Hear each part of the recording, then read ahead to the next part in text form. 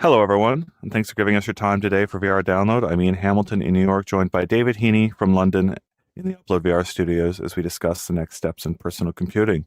We're wearing Quest 3 headsets today with last generation meta avatars. Are using hand tracking with built-in microphones.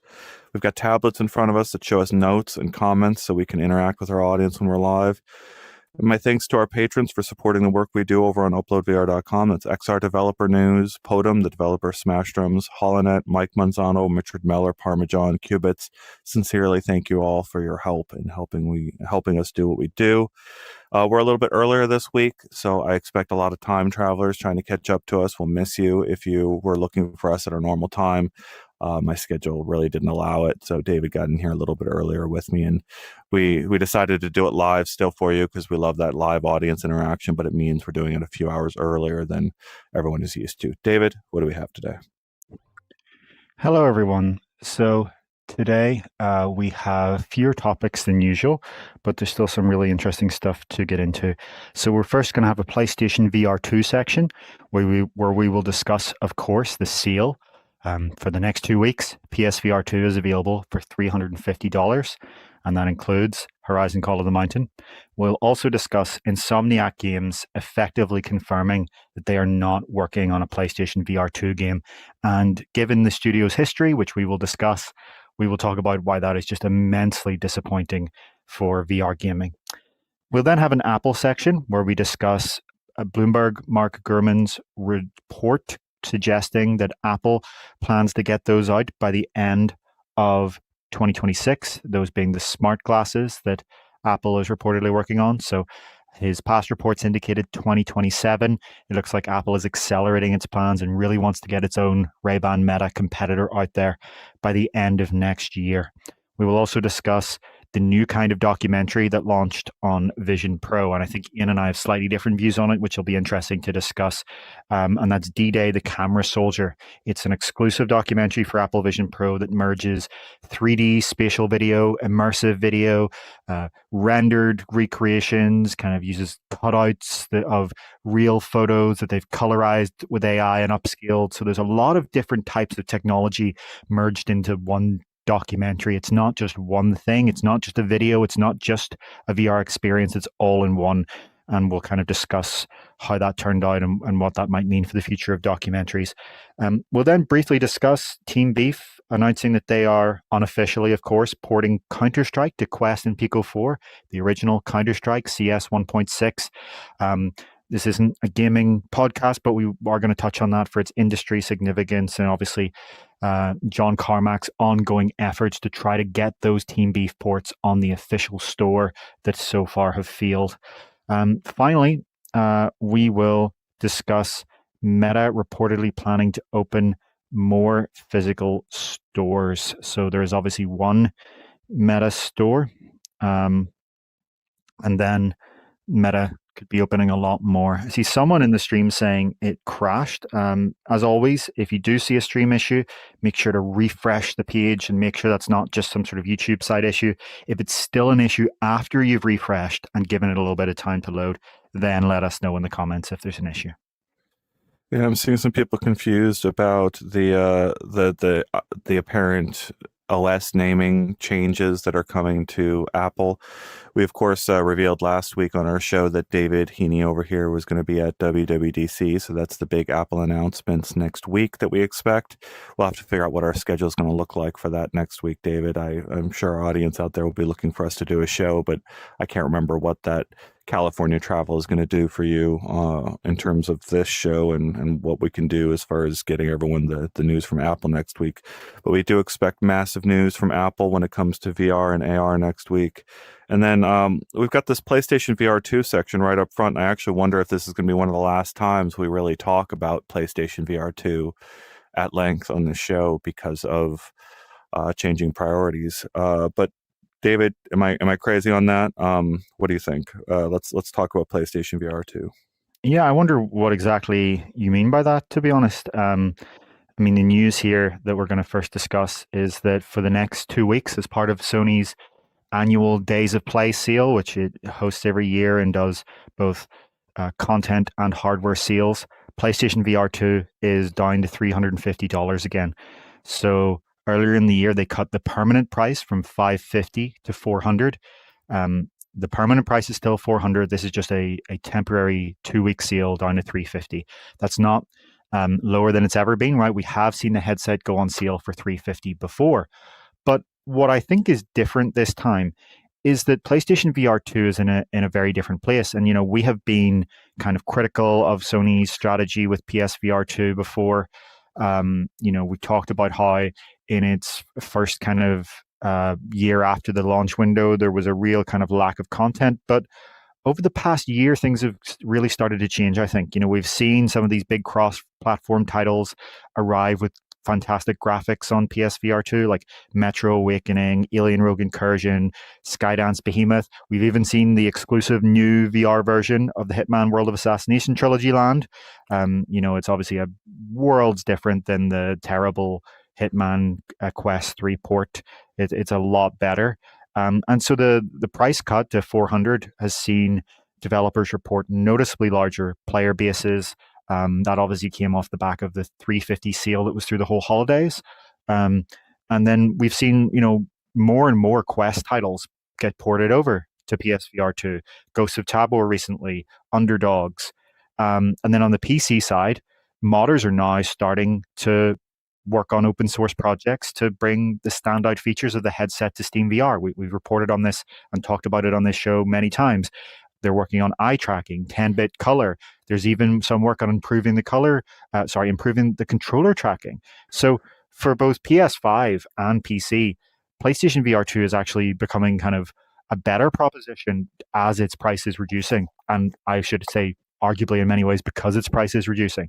And so our criticism, and my criticism specifically, I guess I won't speak on behalf of Ian, is that I feel that it was misguided to launch an accessory for more expensive than the console itself.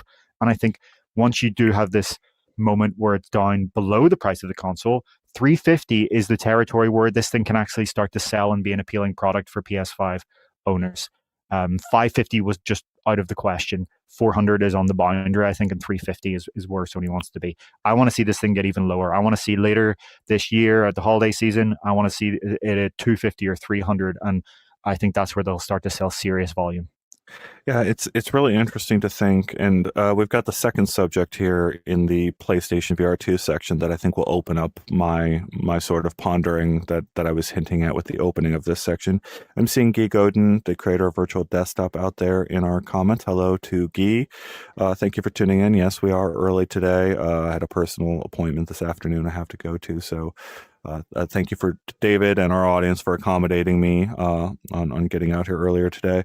Yes, I totally agree. I would love to see it on cheaper price, and I would almost go to the extent of wondering, like, I 200 with the headset only would actually be pretty neat for things like Waltz of the Wizard.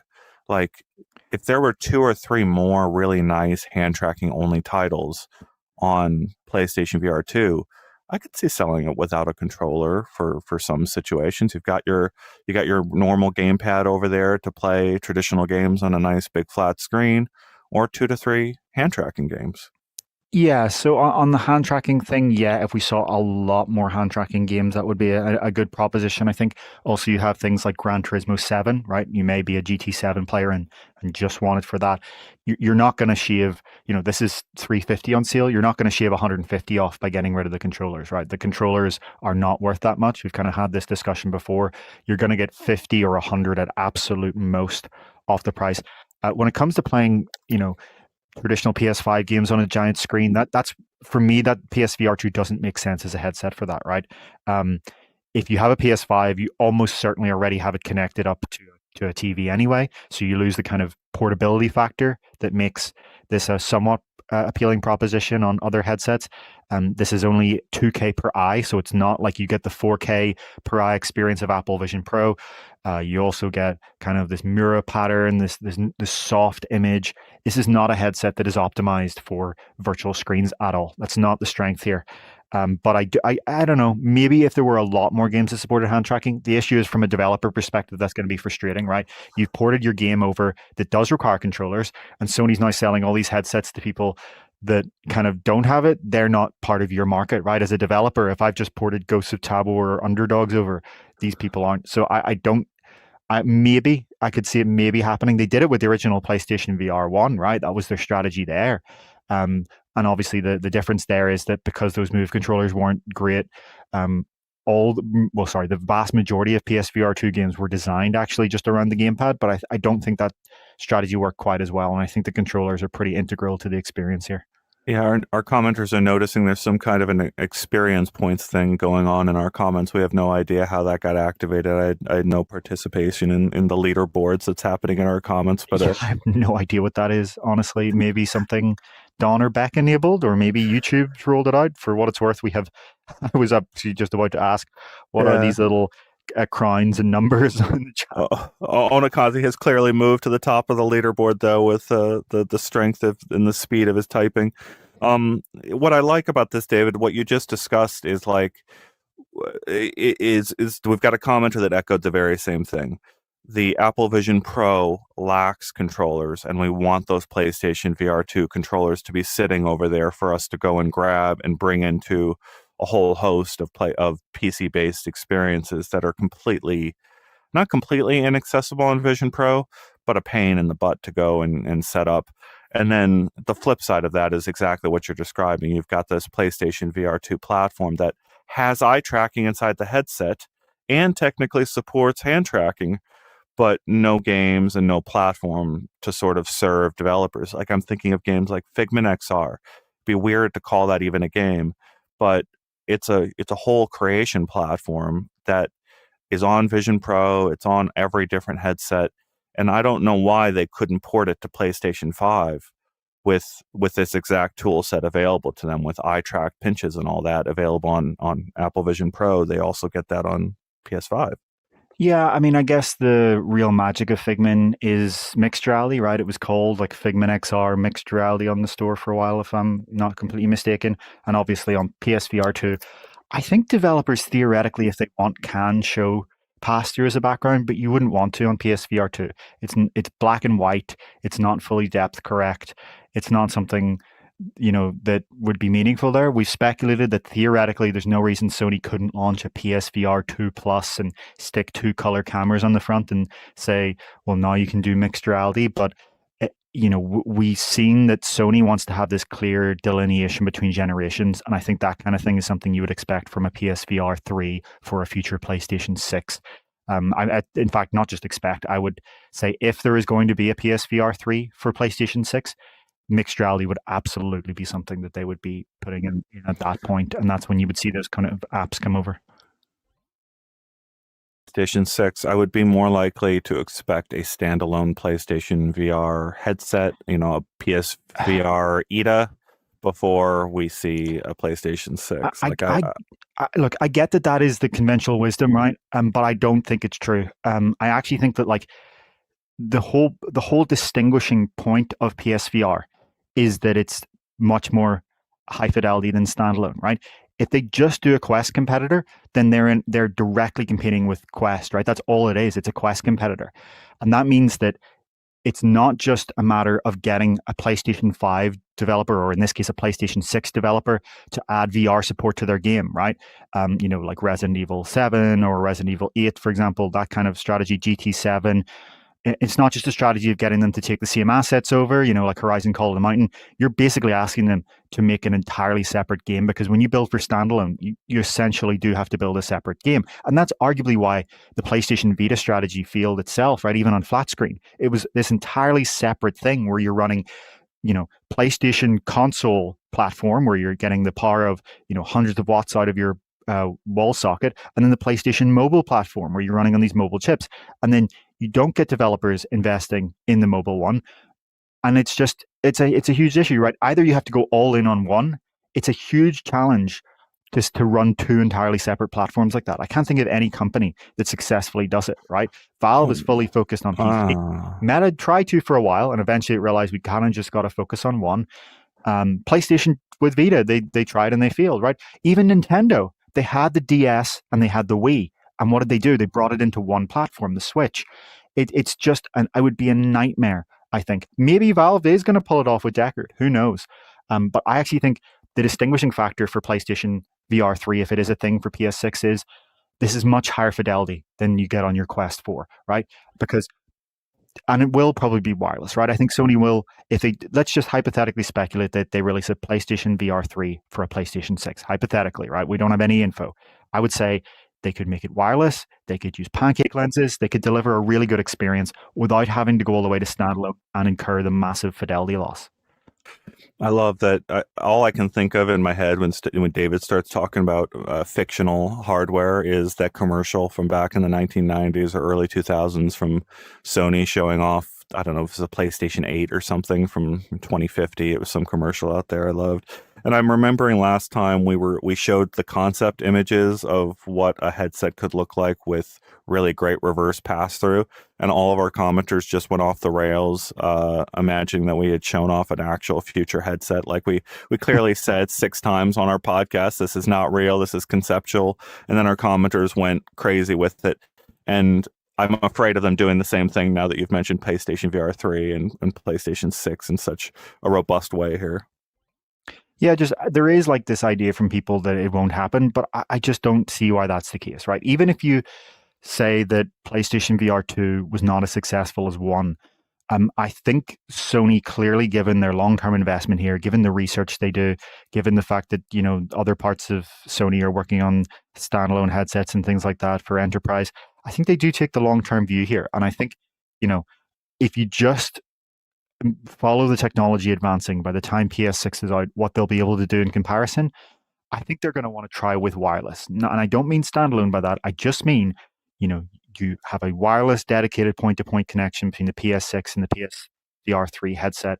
And I also think they were going to think about price more this time. I don't see them making the mistake that if you took the same design philosophy of PSVR 2, PSVR 3 would have micro OLED 4K displays and cost $1,000.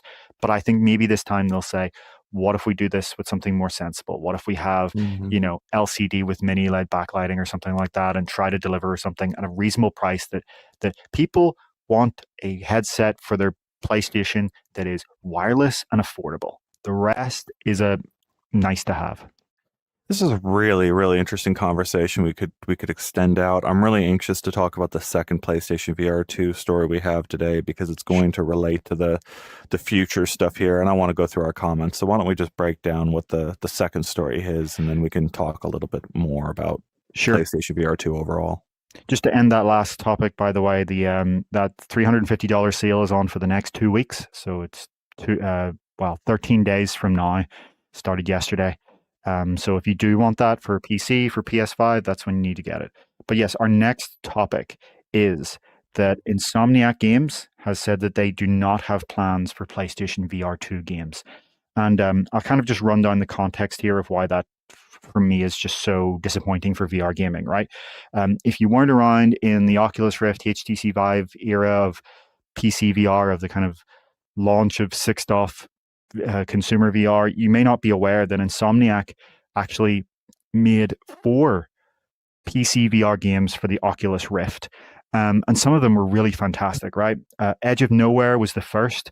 It was this third-person gamepad-controlled adventure game that was Lovecraftian. It was based off H.P. Lovecraft's At the Mountains of Madness. It launched right after the Rift, pretty much in the launch window, as they say, and was considered one of the best launch window titles. It was really cinematic, really immersive, even though it was restrained by being a seated gamepad game with third person. It was still just a really excellent title that I think even today you would enjoy playing if you do like gamepad third person games. They followed it up with another third person gamepad game a few months later, called Feral Rights. It was the weakest of their 4 games. Definitely, it wasn't received super well. It was like a third-person brawler, and so people thought, you know, oh, was this just this fluke? Did Insomniac just put out one good VR game? And then they released The Unspoken. The Unspoken was a launch title for the Oculus Touch controllers. If you don't know the history there, the Rift headset released about 6 months before the tracked controllers, so it came on the gamepad at the start. That's why there were games like this. But The Unspoken was one of the launch titles for Touch, and I think it was even bundled in some cases. And it was truly fantastic. The Unspoken is considered by many to be one of the greatest VR games of all time. For me, I think it is one of the greatest VR games of all time, definitely. It was this PvP magic dueling title. And when people say if you had to have one PC VR game that never got ported to Quest, which would it be? For me, it's the Unspoken. I think this just suits VR so well. I think they could probably pull off a good hand tracking version of it as well. They could support hand tracking and controllers. This 1v1 dueling in the streets, kind of like a Fight Club for Magic. It was just an excellent game. And then 3 years went by with no new Insomniac VR game because they were working on a AAA title, Stormland. So Stormland is still today, one of the only ever made for VR AAA games that's available on PC. Stormland is kind of a fan favorite for a lot of people. It had 2-player co-op optionally. And it was this like sprawling open world action adventure shooter where when you completed it, there would be like this procedural generation, really interesting stuff. And it kind of launched about 6 months after the Rift S, and it actually launched on the same week as Oculus Link for the Oculus Quest. So again, another piece of history there. If you didn't know, when the Oculus Quest first released, it did not have a Link feature. You could not officially use it as a PC VR headset. Guy Godin had his virtual desktop app, of course, that could do it, but you had to kind of sideload it because it wasn't allowed on the store. So on the week that Meta officially let you plug in a USB-C cable to your Quest headset, Insomniac released a AAA, a USB-C cable from your Quest headset to your PC to do PC VR wired. Insomniac releases this AAA VR game. And to be clear, all of these were on contract from Facebook, right? These were not Insomniac coming up with these games. Insomniac, for its whole history from the late 90s to 2016, has mostly done contract games. It was Sony for the vast majority of the time until 2016. Then in 2016, they started releasing these Facebook Oculus Rift games. And of course, everyone kind of thought, wow, this is a AAA game from Insomniac. What's the future here? Are we going to see them make a Quest game? Are they going to go to something even newer? Is Facebook going to acquire them? And then something completely different happened. Sony acquired them. It actually acquired them a few months before Stormland came out. But of course, they had to complete their contract and release Stormland, and they still did that. And so the natural conclusion when Sony acquires this studio that's just come out with a AAA VR game that's made, The Unspoken, which was amazing, Edge of Nowhere, which is amazing if you like gamepad VR games. People were thinking, right, clearly, what's the obvious reason here? They're going to go and make VR games. They're going to make a PlayStation VR game, or maybe even they're going to make a game for some future PlayStation VR 2 that might be a thing. Remember, this was before PSVR 2 was ever confirmed, before even the PS5 was confirmed, right? This was like, I'm sure they'll go make a PS5, PSVR 2 game when all these were rumored. And of course, this did not happen. Sony has not leveraged Insomniac to build any VR game. As far as we can tell, all of the IPs of these old games are owned by Meta. So these are still only available on the Meta PC VR store. And then recently, this week on X, Insomniac were asked, like, I can't wait for your PSVR 2 game announcements. And they just said, we do not have plans for this. So Sony has leveraged, I think, like 2 of their first-party studios to do PSVR 2 content. Obviously, Gran Turismo 7's VR support, and then they also got Firesprite and Gorilla to make Horizon Call of the Mountain. Since then, none of the PlayStation studios, like Sony's owned studios, have released anything for PSVR 2. And now we see this one, the one that has the experience building some of the best VR games of all time, just publicly say we don't have plans for VR. Yep. David giving a lot of history there. I encourage you to hit that like button, tune in over the long term to our show, get new viewers in so that they understand what trend is overall happening in gaming and personal computing, get going here. There were a lot of things I wanted to talk about here, and the thing I think I'm just going to make a weird sort of just piece of advice out there for people that are trying to learn about technology. One of the things that I've installed in my office and in my home over the last year is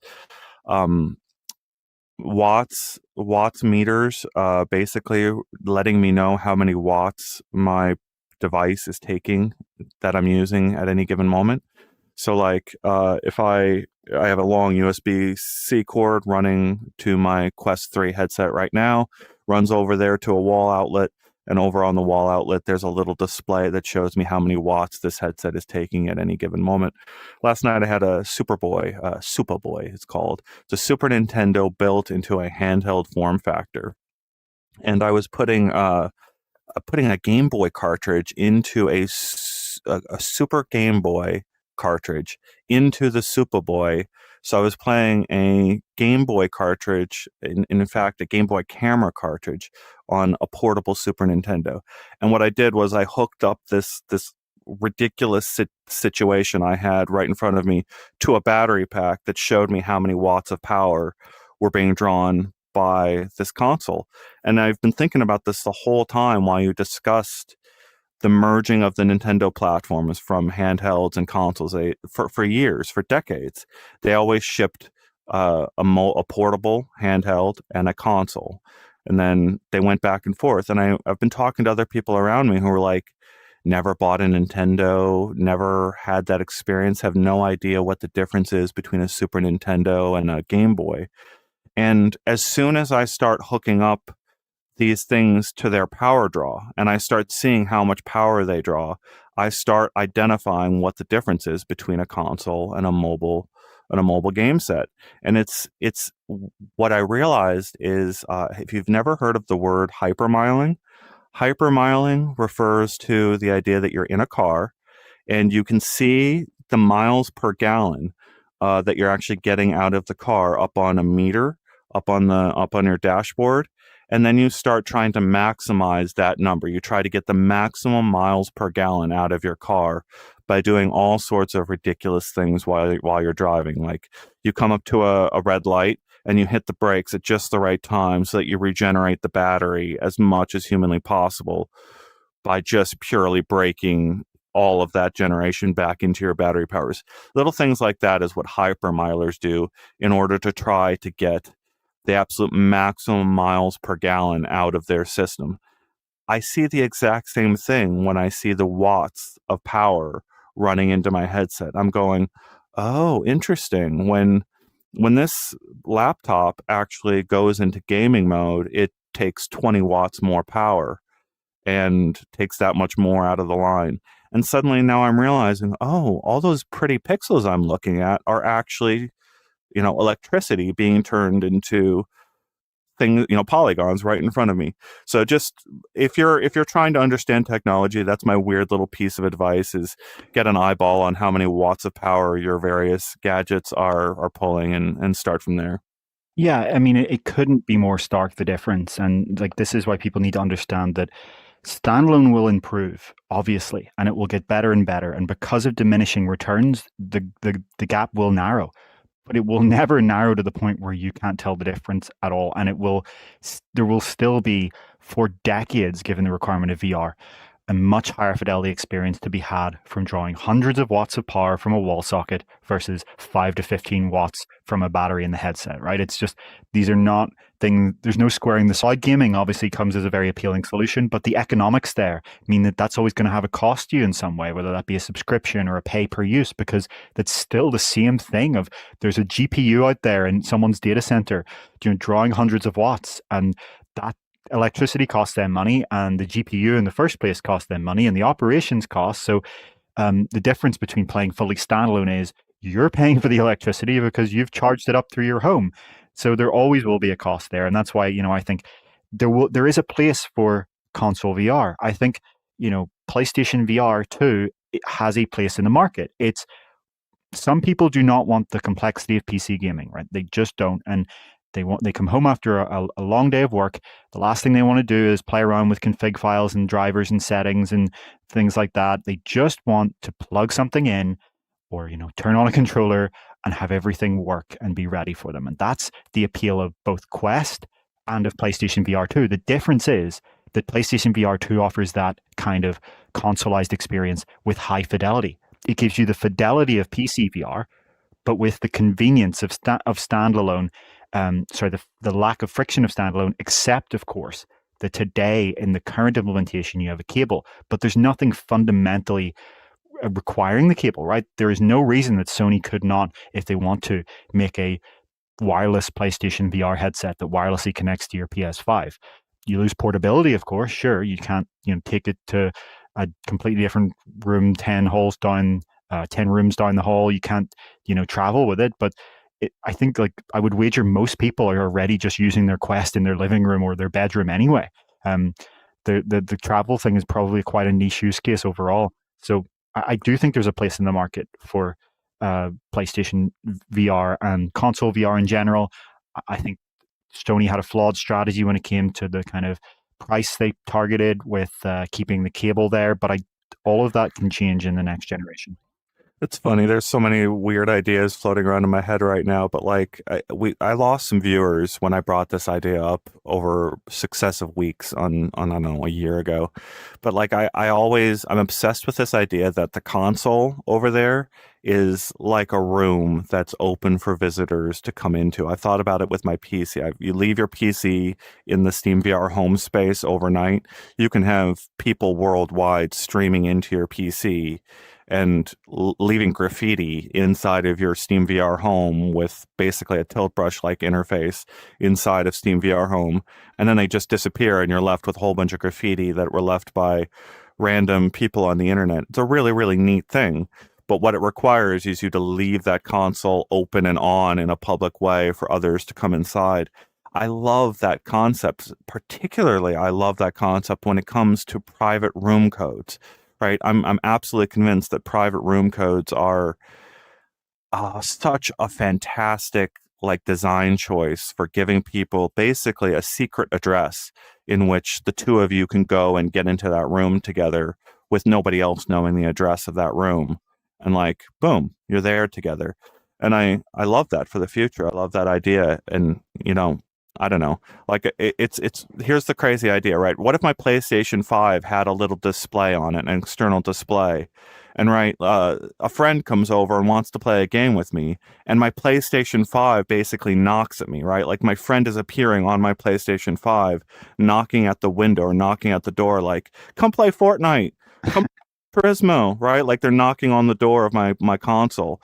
Why wouldn't that like why that would get me playing, right? Like that's literally a neighbor saying, "Come out and hang out with me." Like I don't know, I would love that.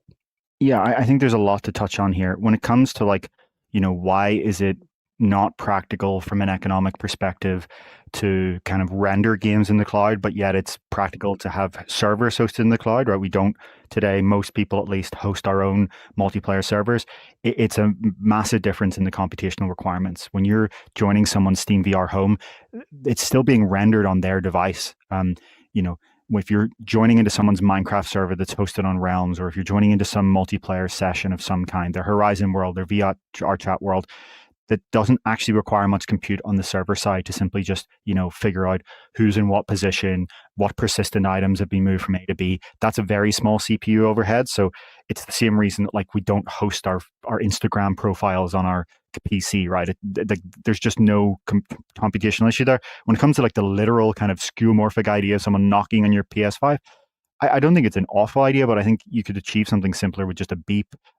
This already exists by your phone app, right? You have the PlayStation phone app. Somebody tries to join you when you don't have your PlayStation on. It asks you on your phone. You click accept. You go to your PS5, and it launches in with them. It's the same thing on Quest. People can invite you to a party. You open your headset. So I don't think you need that kind of literal knocking. It's an interesting idea, but you could achieve the same with a beep and a phone notification, right? You're right, but I also like my friend going, "Hey loser, let's go drive cars." Right? Like that's a little bit more grabby than the beep, but I get your point. Um the I love the conversation about graphics cards going on in the comments. Earl Grey saying that's why I buy a high-end graphics card in PCVR, so I don't have to mess around with optimization. Very obvious, interesting strategy there for the people who want to just max out their settings in a lot of worlds.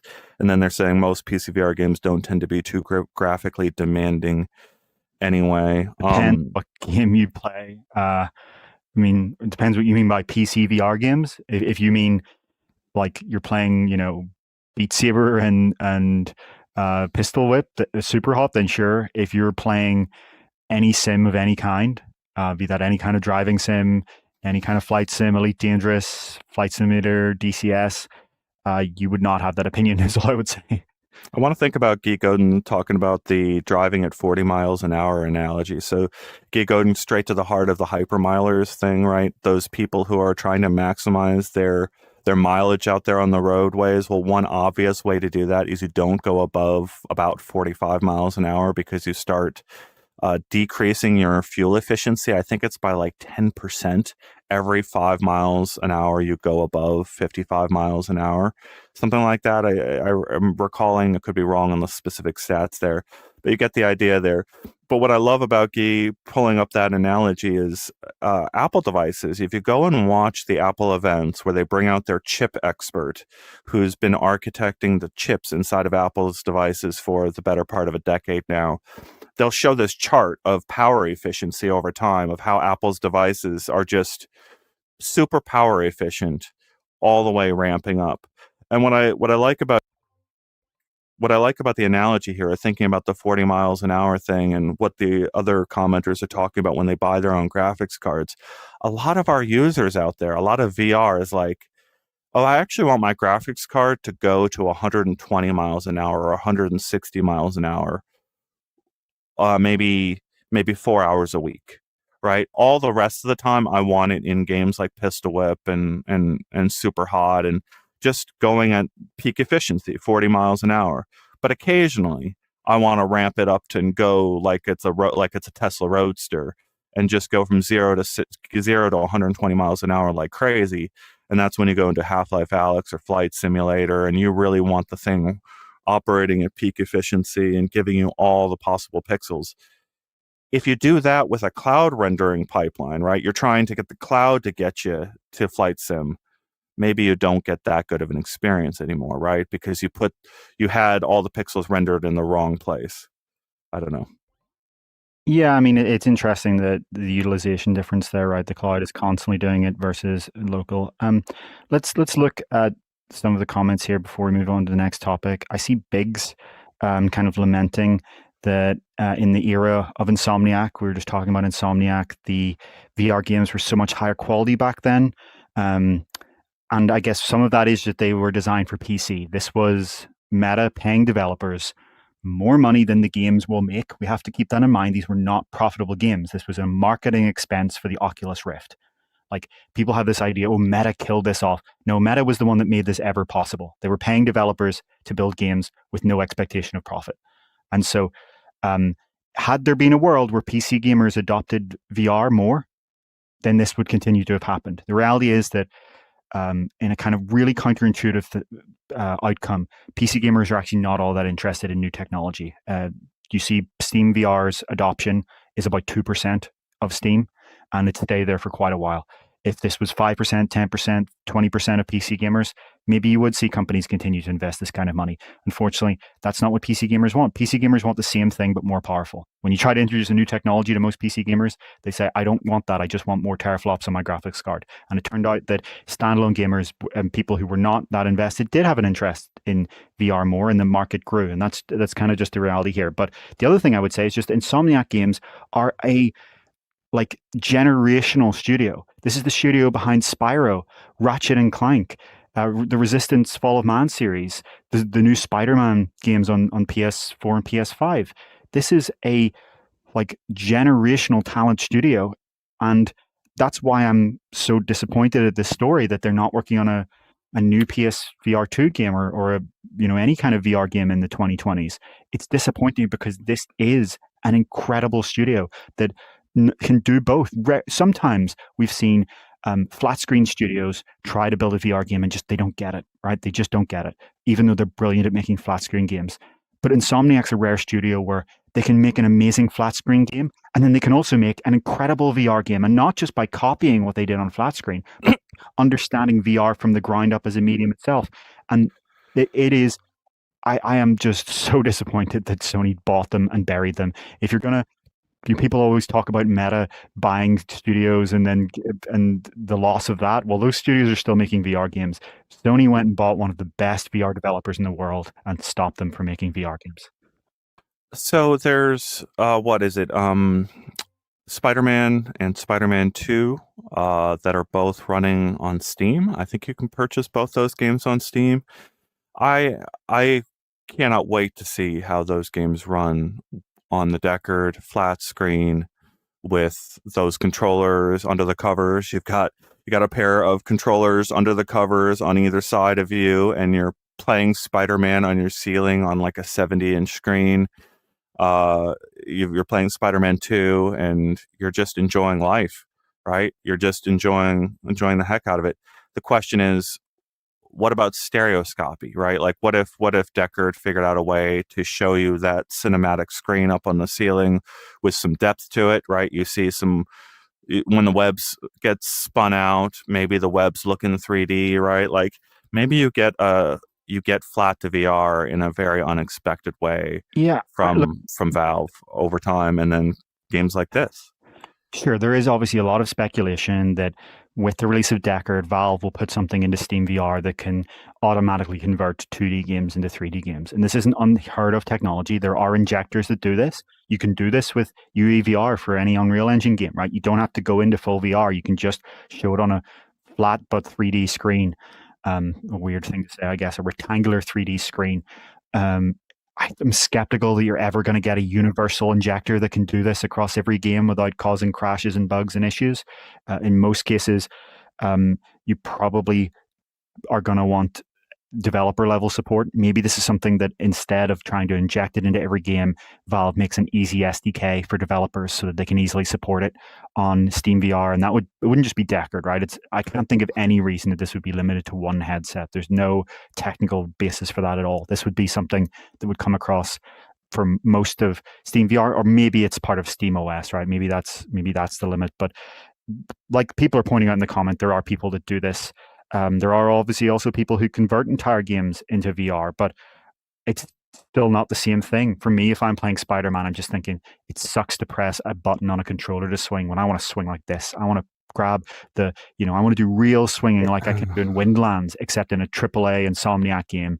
And I don't think any amount of playing a flat screen game on a giant monitor, even if it does add depth, is going to satisfy what people really want in the VR community from a developer like Insomniac that we've seen, right? We've seen The Unspoken, we've seen Stormland. It's not the same thing. It's a different level. It's what most people in our comments here got into VR for, because you're in the world, physically interacting with it in a way that the developer designed from the ground up. Yeah, I don't see Arlen out there in our comments, our regular commenter. So whenever you watch us, Arlen, because you're a super fan, I expect you to show up and watch us at some point. We are thinking of you and our discussion about superheroes and superpowers over the long term. Pay attention to us in the coming weeks as we sort of unfold all of this. We've got a lot to break into here, and in particular, I'm I'm thinking of a lot of these long-term questions over the course of the year. So David and I, like, we do the show so differently than normal news outlets, right? We're talking about the future so frequently on this show. We're talking about the next 1 to 2 years of technology. We typically, when we get in here, we talk about, like, this is the most recent thing that's happened. But then we talk about, what does this mean over the next 2 to 3 years? And the thing about the VR market is, like, it doesn't move at the pace we're all used to when it comes to gaming, right? You've got a new console every 7 years or something, and some of the console makers are off schedule with the others, so maybe they get their console out 2 years earlier than the next one when they come to a new console release cycle. And VR just isn't evolving at the pace that everyone is used to with games. So we have this situation where David and I have been talking for years, right? We have a ongoing debate internally between him and I for years of whether the PlayStation VR 2 headset would ever see support on PC. A lot of that debate between David and I boiled down to timing. Like, it wasn't not we didn't necessarily disagree on whether it was a good idea for Sony to eventually support PC. What we ended up disagreeing on largely was, like, is Sony going to do this in the right time at the right price? to build something larger than a console, and that's not where it's going. The reason I'm bringing up all that is I'm seeing so many people in the comments going, wait till later this year. What happens later this year? And I think the things that David and I have talked about and hinted at for years, for example, the Apple Vision Pro, which is our next section here, as David has pointed out, that headset was supposed to ship in 2022. It actually shipped in 2024, right? It shipped 2 years later than Apple actually wanted it to, because we would guess the difficulty of shipping a VR headset, all the challenges of doing everything they wanted to do in that kind of VR headset right out of the gate took them 2 extra years to get ready. Oh, yeah. And now we're here right before the next phase of Apple's like, okay, we've been working for 2 years on this and trying to catch up to what Meta is doing, because Meta's been ship, ship, ship, ship, ship. Apple's taking this steady approach to shipping. And all of it is pulling in all these other players, right? Like Valve is getting pulled in, Sony is getting pulled in. Recall that we understand the Apple Vision Pro likely carries Sony displays, right? Like that's Sony hardware actually powering the magic that is selling some of those Apple Vision Pros. So whatever model you have in your head of these companies doing all of this innovation on their own is wrong, right? They're all making money from each other in behind the scenes ways that aren't immediately obvious, and they're all empire building together. And so when all these companies arrive at the very same place later this year of giving us our VR dreams that we've all been dreaming about for so long. We were just talking about stereoscopic windows where our Steam games can play in 3D. We're talking about, I would love AirTags too, where you can track physical objects, any physical object with, with low latency and high speed. I would love that out of Apple. It would completely change the ecosystem. And then there's just a huge list of things that Meta can do really, really quickly to upgrade the experience of having a Quest in your home and integrating it with your Windows ecosystem. We just saw, WhatsApp just released an iPad app. That iPad app should be usable inside Vision Pro to get your WhatsApp messages from the Facebook Meta ecosystem while inside the Vision OS ecosystem.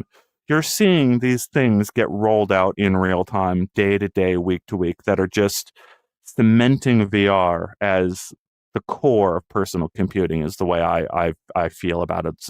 It's been the theme of my reporting. Do you believe that's happening, David? I always say that at the beginning of our shows, but do we see VR becoming the sort of fabric of personal computing? Yeah, I think it's certainly evolving. I think our one disagreement, and this is so unimportant, is whether we say VR. For me, I'm going to say, it's, for lack of a better phrase, XR, right? I hate you, yeah. Okay, that is I mean, our you're saying VR, disagreement. but like a lot of this is happening in pass-through and in mixed reality. A lot of it will come through, AR glasses. It's a whole spectrum of head-mounted displays that give you, 6-DoF tracking, windows where you want, as big as you want, as many as you want, whether that be in fully virtual environments, in mixed environments, in partially virtual, partially mixed environments, all of that. But I agree with you. This is obviously a slow building foundation of the next stage of personal computing. But as you say, this is something that's happening gradually year by year. And this has started as a platform for gaming, not because that's all it can do, but because that's where the early primitive of technology of today excels. You don't need super duper high resolution to have fun games. You don't need, it's not theoretically necessary to have the right kind of eye tracking and to have, headsets that are super slim to lie down and use for 10 hours. You can adapt a headset today to be suitable for gaming in a way that isn't making it suitable for these other future use cases. And as the technology gets better, the use cases that today are just kind of novelties for most people. And some people in our comments love to use their headset already for these use cases, but those are going to become much, much more practical over time. And yeah, that brings us nicely into our Apple section, I think. So we've had our PlayStation VR 2 section. Now let's talk about the Apple news of this week. So the first is that Apple reportedly plans to launch its smart glasses in late 2026. So Bloomberg's Mark Gurman has been reporting for months now on Apple's plans to release a Ray-Ban Meta competitor. Smart glasses with cameras, microphones, speakers, and based on Gurman's reporting so far, not a display. We're not talking about AR glasses. We're not talking about even HUD glasses right now. We're just talking about the same thing as Ray-Ban Meta, but done by Apple with integration of the Apple ecosystem, Siri, potentially some other Apple flair that we haven't even thought of. And according to Gurman, Apple has now kind of accelerated these plans and wants to get these things out and launched as a product by the end of 2026. So that's a more aggressive timeline than 2027. He's previously said that these things will very likely use a custom chip that is based on the Apple Watch chip, but designed to also take in camera input, something the Apple Watch does not have to do. And it will, according to Gurman, just like the Ray-Ban Meta glasses, have this heavy focus on multimodal AI, which Apple calls visual intelligence already on its iPhone 16 series, for example.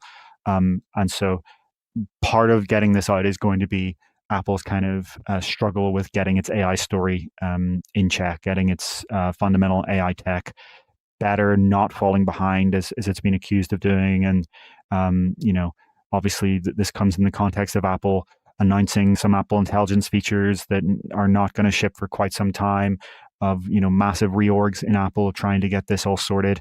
And this is, we've said this before in this show. We've believed this since before there even was AI on the Ray-Ban Meta glasses. We've been saying that, like, if you're talking about the future of a personalized AI assistant, glasses make sense as the form factor, not some pin you trying to clip to your clothes awkwardly, not some, necklace that, is going to listen all the time.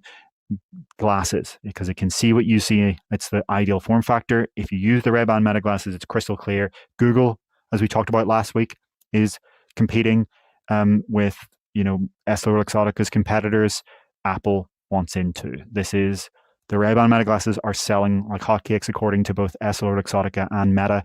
They've sold 2 million of them already. This is a very fast-growing category. Apple and Google want in. Apple wants to be there by the end of next year. I'm a creative experiment speaking to my heart a little bit there. So many layoffs that people are going to need to be more portable, to have monitors and glasses after getting evicted.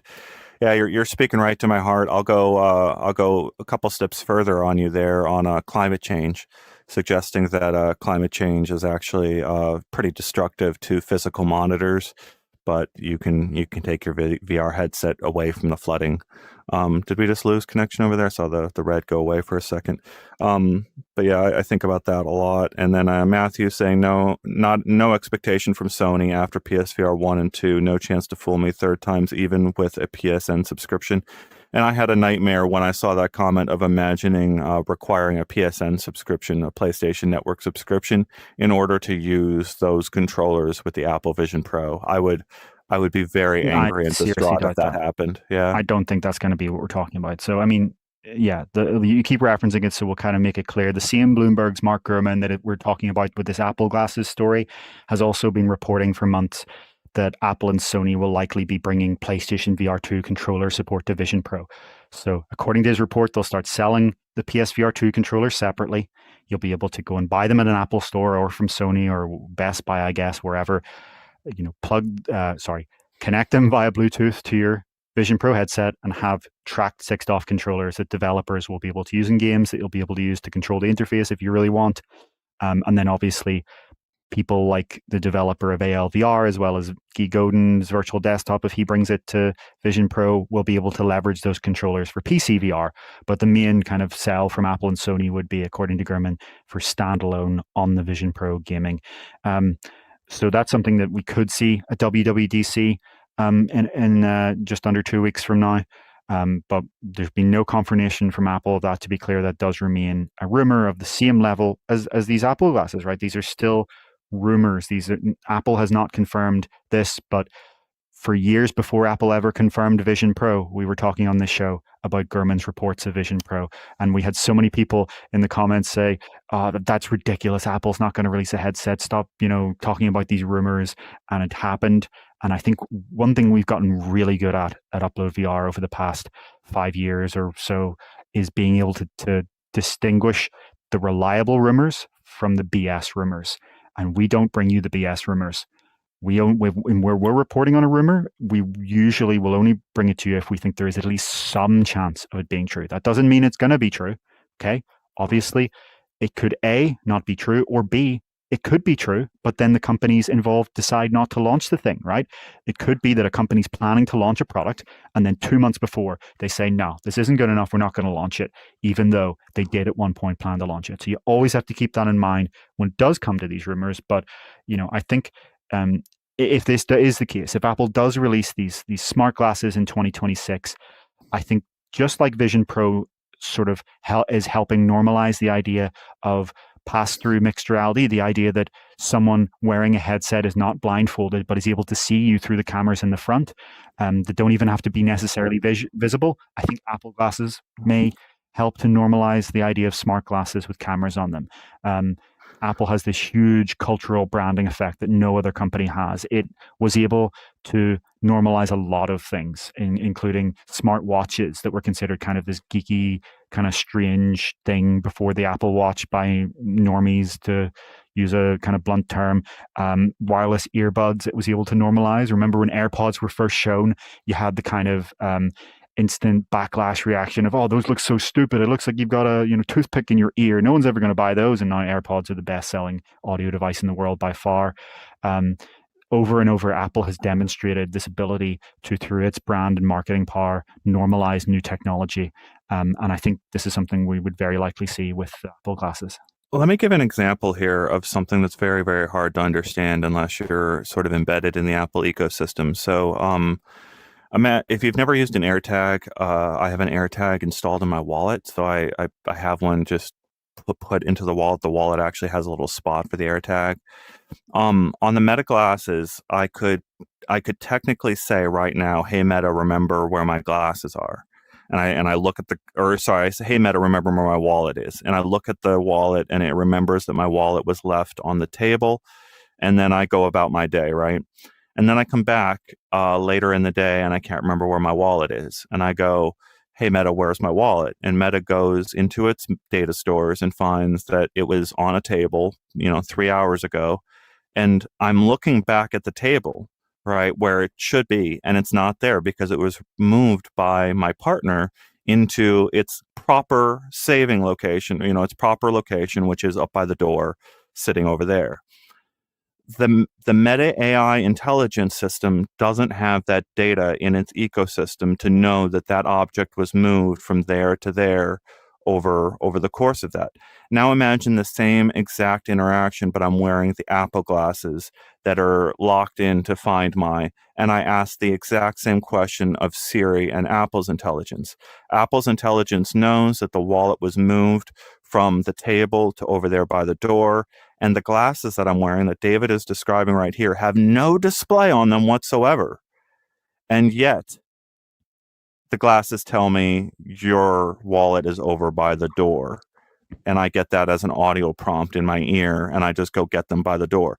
That's you pointed out marketing and all those things as being huge things that Apple's able to do. But aren't I also right that this is the right architecture for solving that particular problem for people? Yeah, I think you're absolutely right to say that just like in the headset space, in the glasses space, there will be a massive incumbent advantage for Apple and Google with integration with their existing ecosystems. And you bring up a great example that if you're looking for something, you can ask Siri on these glasses and they'll be able to leverage your AirTags that you already use in the Apple ecosystem. And I just have to make the obvious joke. Siri will respond, sure, I'll search the web for where your wallet is. But the hope is that by the time these things launch, well, they need to get it sorted, right? If in the catastrophic pessimistic outcome that Apple is somehow, for some reason, unable to get Siri to not be bad, or let's all be honest, compared to Gemini today, and I don't say this in any biased way, I've used all of these devices, Siri is laughably bad compared to Google's Gemini on Android, right? And there's been lots of reporting from Bloomberg, from The Information, from The Verge about the chaos inside Apple, that they know this, right? Even if you're an Apple fan right now and you're saying that we're being unfair, there are multiple reports now of Apple internally admitting they know that Siri is bad. right? They know that it is so far behind, that they have messed up, that this is the biggest threat to Apple as a company right now, is getting their AI strategy correct. But if they can't get that done by the end of 2026 and these glasses come out and you do ask, where's my wallet? And Siri says, I'll search the web for where can I find, that would cripple this product. So you can see how, Siri on the phone is kind of this optional thing that is you use it sometimes, but it's not the end of the world if it's terrible. Most people maybe are just going to use the touch screen. But when it comes to these glasses, as you say, there is no display. This is the input method. You talk and the AI responds back. This is where they need to get their shit together. Now, that's obviously just the most pessimistic scenario. In all likelihood, Apple is able to, right now it's already making the leadership changes. It's already, taking people out of leadership and putting other people in and reorging to get this sorted. They get this sorted, they do release this, and they do have a AI that is useful for you. And as you say, that integration of the ecosystem is going to be a kind of vital part of this. From Gurman's reporting, this isn't going to be any magic hardware, right? With Vision Pro, we just talked earlier about how it was 2 years delayed, because arguably Vision Pro is the most advanced piece of consumer electronics you can buy. There is no device that you can buy as a consumer that has as much technology, as densely packed, and is doing as much crazy stuff in real time as Vision Pro. It truly is a marvel, right? It's $3,500. We'll have that debate all day, but it is a marvel of technology that is actually a shipping product. I can tell you now, there were people in Apple who seriously doubted they would ever ship it during the issues of getting it delayed. They thought, this is too ambitious. We've bit off more than we can chew, but they've done it. In contrast, these glasses sound like they're just going to be the same kind of thing as Ray-Ban Meta. Sure, there might be some special Apple tricks, but fundamentally, it's not doing any crazy extra stuff. According to Gurman, it's just Ray-Ban Meta glasses, but better made in Apple's opinion. So they'll do, better build quality, maybe some sort of fancy materials, whatever. But it's going to be the software that matters. And this is where Apple is kind of in a new world, because it's always done this obviously tight integration of hardware and software, but the hardware has always been the real magic there, right? Like when you bought the original MacBook Air, it was this thinnest ever laptop, unibody aluminium. You buy a MacBook and it's so much higher quality than a lot of the Windows MacBooks, from the touchpad to the build quality to the way the displays are tuned. But in this era of AI wearables like this, it's all about the software. And that's why Apple is doing these reorgs and re-strategies to realize we need to get our shit together here. Well, I love David's breakdown here, and I want to bring up the aging of these platforms and honestly speak to some of the frustration or things you might have seen off platform or on social media as I've been trying to get to the core of this. Right, my Meta AI glasses recently asked me to sign up for Meta AI, and in the terms it says don't rely on my outputs, and I'm like, okay, I won't rely on your outputs. I'm not going to agree to your terms except perhaps for work to explore what you're doing. I'm going to eject your AI from my personal life because you told me not to rely on them. Where I'm going with this, David, is 2 years from now, and Meta has pitched this AI feature as like Meta AI can remember all of the items throughout your house, right? And if Apple has followed through on everything you said, they've got their intelligence to the right place where they're actually properly answering your questions instead of the stupid go to the web result, right? You nailed Apple to the wall with that one. Really, really good call out. But let's say Apple fixes that and integrates the AirTags the way I'm saying, and we go 2 years down the line, and people don't know why the Meta AI is not properly answering their questions about where the location of their objects are because they're changing location outside of view, while the Apple AI is answering those questions correctly because of its integration properly like this. Yeah, I mean, it's a good point, but to be clear, like these are only objects which you've stuck an AirTag to. That's still the disadvantage here. Like there are always going to be things that you want to find that you haven't put an AirTag on. And obviously Google has their own Find network now. Maybe Meta launches their own. Maybe Meta partners with Google, because Google's biggest issue with its current Find My network is that there aren't enough enrolled devices to make it useful, right? If anyone doesn't know how these work, how these Find My systems work, like Apple's, is that it uses this kind of decentralized protocol so that every iPhone in the world is searching for your device. And if it's nearby, detected via Bluetooth and ultra wideband, then it alerts the rest of the network, but in a private way that only you can be the one to know. We're not going to get into the technical details, but just trust me that based on the architecture, it is private, and yet it is using everyone's phone to find your stuff. But that means that you need a lot of devices on the network, because if your AirTag is in a field in the middle of a desert, nobody's going to see it. It's not a GPS tracker. So Google's struggle is that their network it doesn't have enough. Maybe they partner with Meta. Maybe they say, we're going to work together on this, and then maybe they also partner with Amazon and kind of have this competing network. Who knows? So AirTags, they recently, one of the problems with AirTags right now is the battery lasts maybe 3 to 4 months before you have to go get this little new battery. You have to screw the thing apart, get this little itty bitty flat battery, throw it away, get a new one, put it in, screw the thing back on, and now your AirTag is ready to go. There's a company called, I think, Elevation Lab that partners with only making like accessories for Apple products. They make a 10-year battery where you take the AirTag shell off, you take the battery out, you put the AirTag into sort of a rechargeable battery, and then you take 2 AA batteries, put them in there, and it sort of drip charges from the 2 AA batteries into this rechargeable battery that keeps the AirTag going for 10 years. So then you screw this AirTag closed, so it's this long object that's about this big, and you have a tracked object for 10 years that you can put away in luggage, in storage. And so imagine you're in your headset or you're in your glasses right here, and you've got a box right in front of you that you're putting objects into, and you've got this 10-year AirTag battery, which you just drop into the box. And as you're putting things into this box, wearing your glasses or your headset, it's remembering every single object you're putting into the box. Then you close up the box and you send it off to a storage container. And you haven't had to actually tell the computer anything of what you actually put in the box. It just saw you put the things into the box. And now, 3 months later, you go, "Hey Siri, where are my baseball cards?"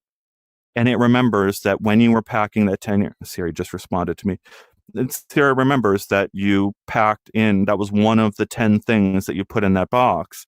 And it also still has the location of that box because of the AirTag inside of it. And so, I'm just trying to point out that your entire mode for doing things is going to shift completely as soon as these things start building up steam, and it has to be architected the right way for these things you want to do with these devices to properly work right. Yeah. I mean, when it comes to the Android equivalent, I think Google just renamed it at I/O, so I can't remember what they call it now, but it's Google's equivalent to the Find My network. They have third parties make the devices, so there are some that are AirTags form factor and have 4 months, and there are some you just buy and they have a year or 2 years because they're bigger. Some of them is like a card form factor, like a credit card size but thicker. I have one of those for a backpack. I put it in there. It's 3 years of battery life. So that's the advantage of obviously partnering with third parties. And I'm just wondering, I could see partnerships from others. I don't think there's a world where we have 5 different Find My networks that don't communicate with each other, but you could easily see everyone but Apple being in one and then Apple having their other. But let's move on from these Apple glasses. Well, I guess the last thing I'd say is that there are obviously many, many other advantages of the ecosystem with Apple. Things like iMessage and FaceTime audio calls coming through there. Scanning app clips. There are all kinds of things, integrations you could imagine Apple doing with these glasses. And so, yeah, we'll have to see if that does arrive next year, as these reports indicate. We've got one more on this Apple section, right? And then we've got 2 more stories to cover today before we're out of here. I want to encourage you to hit that like button and share out this link to others. If you're new to VR, feel free to ask your newbie VR questions. If you're catching up, let us know.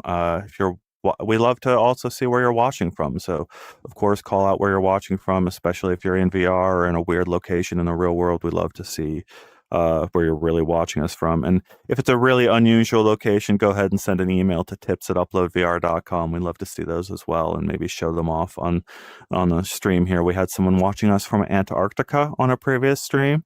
That was really, really, really neat to know that our voices and this podcast goes out there that far. We know some people listen to us as they're going to sleep out there, trying to get that little little bit of what's coming in the future from us. So thank you for listening to us wherever you are out there. I'm ready to talk about D-Day, right? That's our last subject with Apple here, D-Day. Yeah, so as you say, we have this Apple section discussion, and then we have two more stories after that: the Counter-Strike port and Meta opening more physical stores reportedly.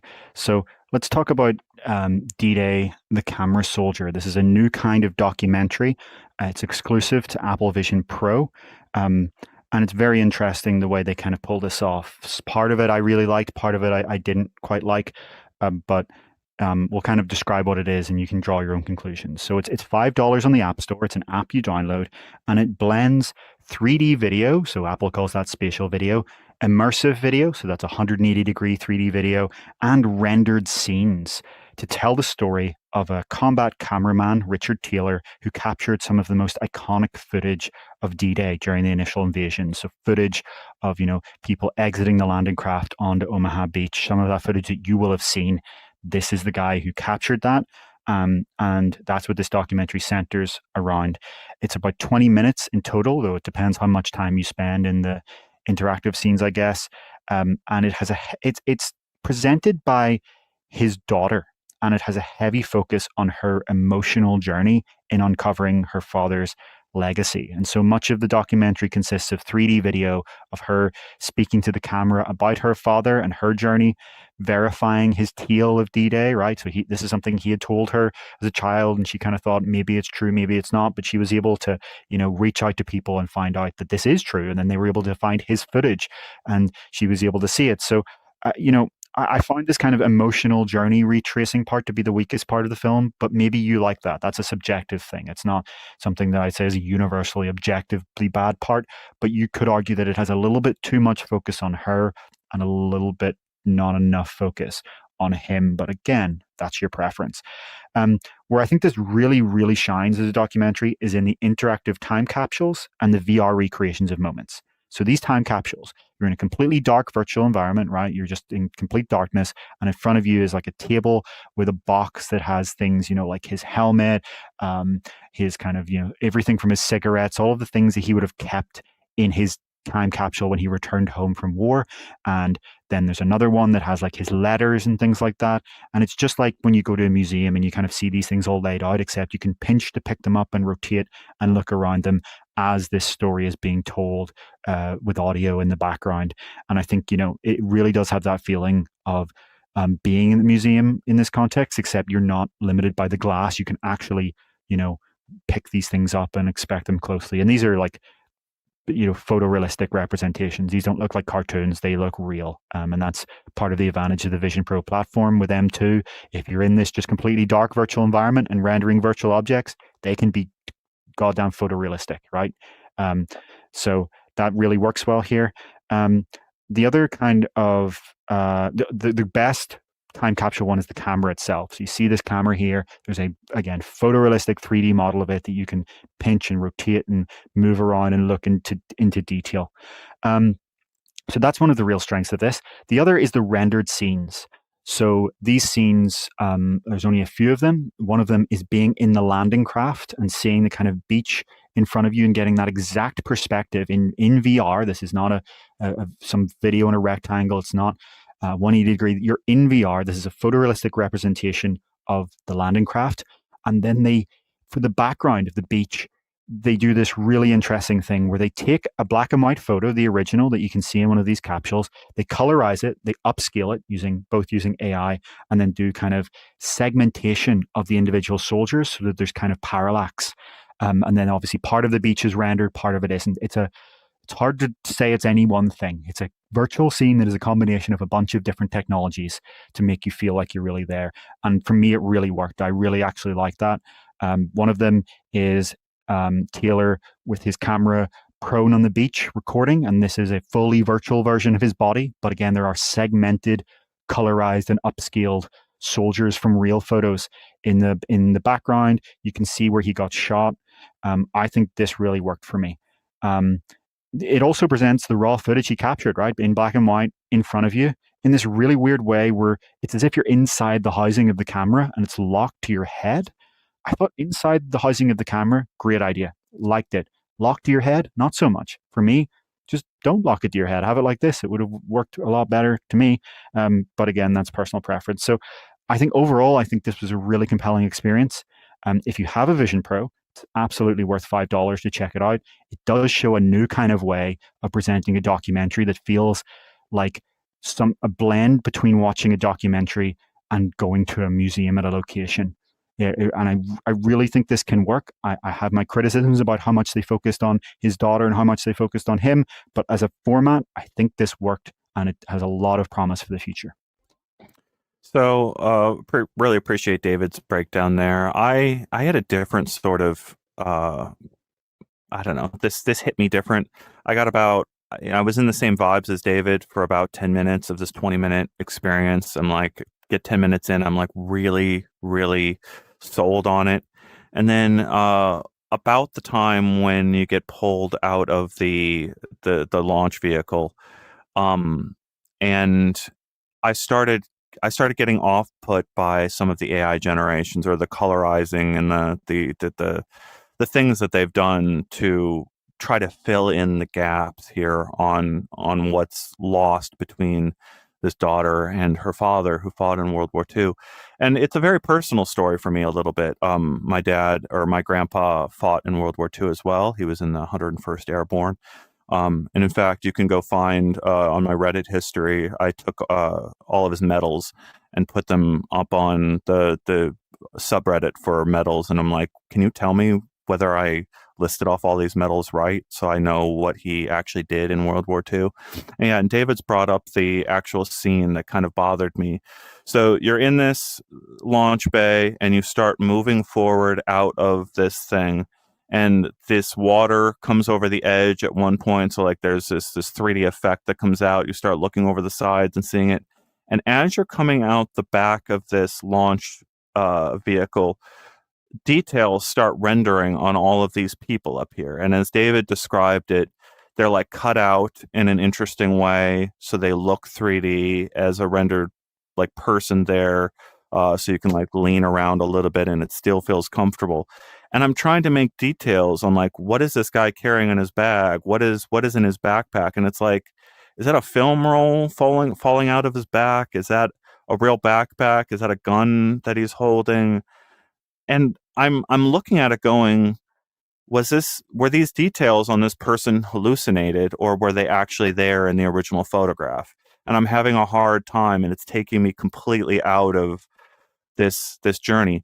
And going back to this whole like uh the the feel of this experience, the 20 minutes that you're spending in here, this is very much the story of a daughter who was distant from her father and then discovered all of his World War II stuff in a box, and then tried to piece together the story of why there was so much distance between her and her father.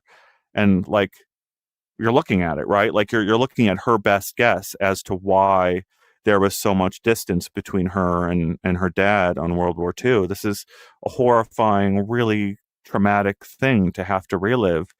And it essentially put some distance between this woman and her father. And so you watch this 20-minute thing and you feel a little bit of that distance that she has with her father in the generations of like the details you're seeing. Like you're starting to wonder, how much does this actually capture the experience of what it was like to do that on D-Day? You can of course go watch Saving Private Ryan, and you know, there's all these interviews with various World War II veterans who were like, oh man, that really took me back in a really upsetting way with all the sound effects. And I know when the tanks roll up in that movie, it had a major effect for some veterans to hear those tank sound effects. Like, this is on the same path, but what it is to me is like we've aged so much from World War II.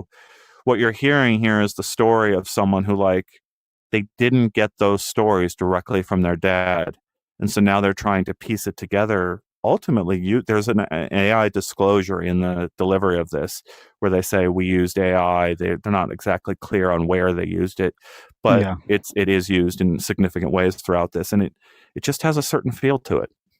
Yeah, it's certainly an interesting perspective. I do understand what you're saying. You can even see here where the kind of segmentation is slightly off, so that these are kind of 2D cutouts.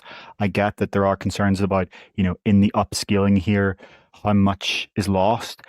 For me, it wasn't about those specific details. It was kind of about that feeling of like, I've watched Saving Private Ryan. We've all played Medal of Honor. We know what happened here. We know we can almost draw it from memory of what this looks like. But for me, being in VR, in the 4K per eye Vision Pro, seeing it from this perspective, it does give you kind of a real visceral feeling of what the perspective was here, of this is how you're landing on this beach. There are people up there firing MG42 down there to kill you. This is, all of these people are just getting into water. There was this perspective that only VR can do for me. And, it is so hard to describe, like, what is this scene, as you say, because this part is a 3D model that's done with photogrammetry. So you can see that, like, it's a fully 3D thing, right? You move around in 6DoF, but obviously some of this lacks depth because it's just photo. Some of it is actually modeled in depth. This part, it's a combination of like a black and white photograph that's been upscaled and colorized and segmented and placed in the right places. And I don't know, for me, it worked. I did get the feeling and for lack of a better word at this moment, the vibe of it. But I understand for you that, like, there is some question there of what is the authenticity here if some of this is indeed just the hallucination of upscaling. Yep. Love that. What the limits are of this ability to capture our collective memory is really difficult, and how much we let AI fill in the gaps is absolutely going to be chief. One of the things we have to report on. I encourage you to hit Upload VR's membership button, become a member at uploadvr.com, or hit the like button over here on our channel so that we can cover this on an ongoing basis. Thank you for David for covering that yesterday. I looked at it and I was really impressed with it, but I also had these very complicated feelings, and so it kind of stopped me from being able to like figure out how I could write about it.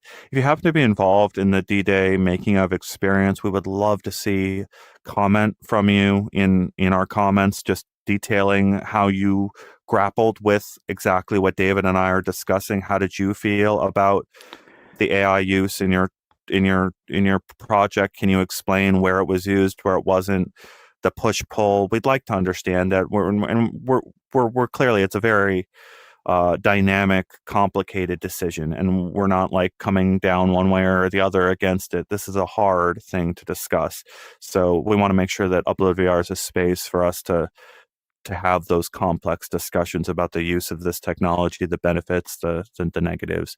Yeah. And yeah, really fantastic experience. And there's going to be more of these that we're going to break down on our channel.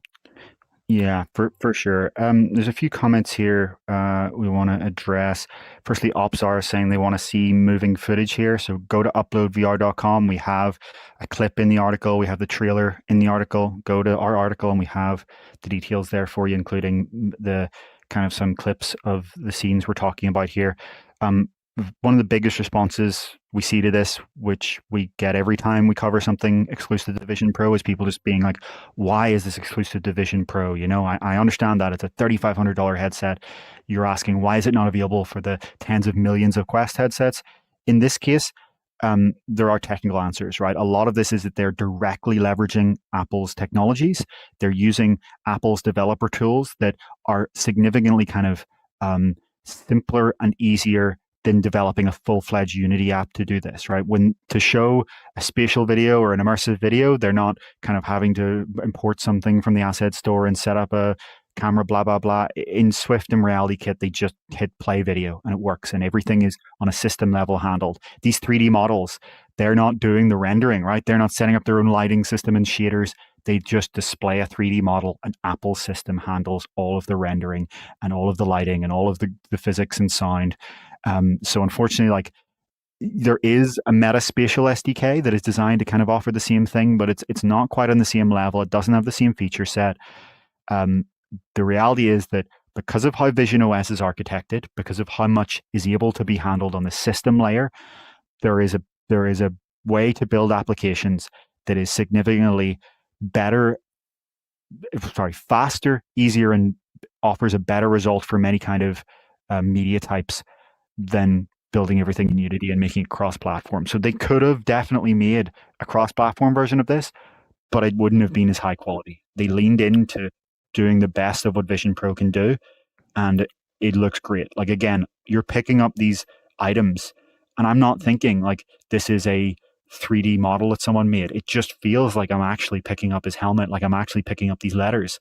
It like we're at the point where, because this is just done in a completely black environment with nothing else, and you have this M2 chip fully dedicated to just showing you these 3D models, it looks really, really good. And again, in the landing craft we were showing, we can debate all day long about what's shown outside based on the photo, but the interior, it is a photorealistic 3D model rendered in real time. And I just don't know if they could pull that off cross-platform. And I think maybe you lose something there if you do try to do this in like a cartoony way that looks like, you know, a video game rather than real life. I didn't look at these 3D models and think I'm in a video game. I thought these are just these are objects in front of me. Yeah, so Sampler talking about their grandpa not being able to experience this spatially because they lost half of his eyesight in France. And I just want to point out that it's an interesting comment, but you would actually still be able to experience this spatially. And it's going to be a little bit hard to describe. I could be wrong, and correct me if I'm wrong on this, David, and any of our viewers out there that are clear in research and how stereoscopy and spatial understanding works. We actually get a large amount of our spatial understanding just by doing this, right? This is the parallax movement that allows you to see around objects, allows you to see, you do a huge amount of your understanding of the 3D space around you by doing that, of literally just leaning around objects. So when you're floating, when you're coming out of this tunnel, out of that vehicle, it should respond correctly that way, as opposed to a 180-degree video or a 360-degree video that's presented stereoscopically. And when you lean like that and you have only one eye, it would be no different than if you had a monoscopic view of the thing. So you wouldn't get 3D out of a 180-degree video with only one eye. But in something like this, where you can lean and do that, and you only have one eye, you would still get a pretty significant 3D effect. Yeah, you're absolutely correct, Ian. Binocular vision is only one depth cue that the human perceptual system uses. It's obviously a very important one, but people with one eye still see the world as a 3D world, and they can still judge distances and perspectives and things like that because, as you say, the constant parallax you're getting from simply moving your head, even the micro movements of your head, believe it or not. Like, people often try to justify 3DOF by saying, well, what if I'm just sitting here? Even when you're just sitting there, your head is actually moving a little bit. Even if you just happen to sneeze or cough, the little micro vibrations of your head. The tracking systems of modern VR headsets are actually so good that they are picking up even those little micro movements. And so from frame to frame, the fact that your brain is sampling a slightly different perspective makes your brain think I'm in a real, actual 3D environment. I like how Biggs is pointing out what cats do, and I think a couple of people are actually pointing out what cats do. But you ever see a cat get ready to do its leap, and then it goes like this, right? It goes... Right, it's doing a parallax check, is what Biggs is pointing out, to make sure it can actually do the distance to where it needs to do. And watch those videos online of just how incredible cats' spatial understanding is, and it's far beyond ours with how well they work. All right, we got two more subjects here, right, David? Yeah, we have two more. I was going to see if I could bring up a kind of interesting image showing all the depth cues, but I don't think I'll be able to find it in time, and there's no point in kind of sitting around here for minutes. But put a request in our comments for us to get into depth cues over time, right? We're not, again, we want to be really accepting of new people understanding what VR is. Every day, new people are learning that VR is actually happening. It's actually real, and it's actually really scary when you start comprehending the impact of VR across all venues of human interaction. And so, like, we want to be understanding of those people, invite them in, say, okay, take a deep breath. We welcome you. We're sorry that you're realizing this right now. I know it's heavy, but also we've got some really cool things to talk about here too. So yeah, thank you to all the new people that tune into us and learn about VR for the first time by watching this show. Hold on, I think I can bring up the image I was looking for if this works. we're not going to get too much into it because we do have things to cover today. I But have to get out by the top of the hour, David. Okay, yeah, we're good.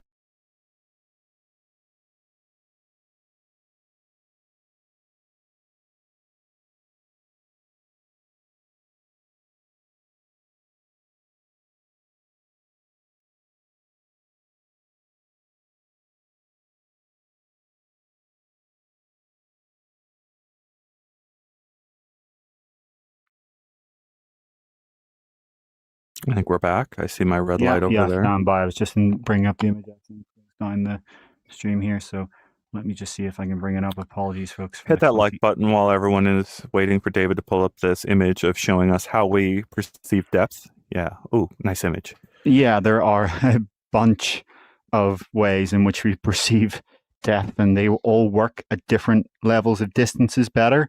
But you can see that binocular disparity is only one. So even if you lose all of these things, even if you lose binocular disparity, you still have a bunch of other depth cues that matter. From occlusion to relative size, aerial perspective, relative density, heightened visual field. And the one that we often talk about that's obviously missing in VR today is the fact that all VR images are focused at a fixed distance. And that's why you get okay, we could go into detail on this. We don't have time today. The point is that VR gets you most of these, except for this one today. Yep. And so that's the one that will come in future systems. Go check my article out from last Friday where I talked about Stanford VR's recent research into sort of things that they think to be true after 30 years of study of VR. Well, that 30 years of study of VR, everything that they're based on is using a limited display type, right? Like they're using display types that lack tracking, lack convergence and accommodation, lack a whole bunch of things here. So one of the ground truths in that study that they have found about 30 years of VR is that depth or distance is hard to measure in VR. Like people have a tough time judging distance in virtual reality.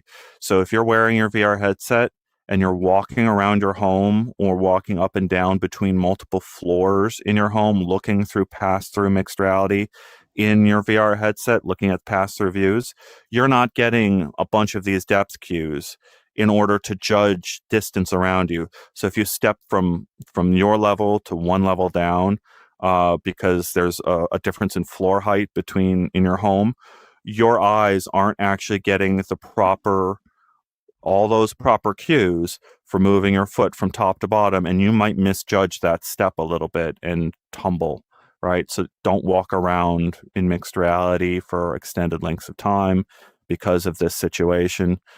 And hopefully in the future, we'll see some solutions that solve more of these over time. Anything else we want to talk about here, David? Yeah, I think we're ready to move on to our next topic. So really interesting stuff here, and we'll definitely be going into this in more detail. You can read some of our past articles about varifocal headsets. You can go and read my hands-on with Butterscotch varifocal. You can just search UploadVR Butterscotch varifocal, where I tried a headset that does have this very important missing depth cue and talk about how much that added to the experience. And of course, if you're a long-time viewer, you'll know that we went into that in detail on this podcast at the time. Can I ask you to do me a favor, actually, David, and reverse the order of these last two stories, because I think the last story here relates to this a little bit. Meta has so as a precursor to David getting into that last story here, and we'll have two more stories here, but Meta has had varifocal designs, as David just hinted, for years. They've designed super complex VR headsets with moving parts that do incredible things for you, that get you a bunch of these cues through the headset because the parts are moving really fast. And ones that don't, right? The Half Dome 2 and 3 don't move. They use liquid crystal lenses.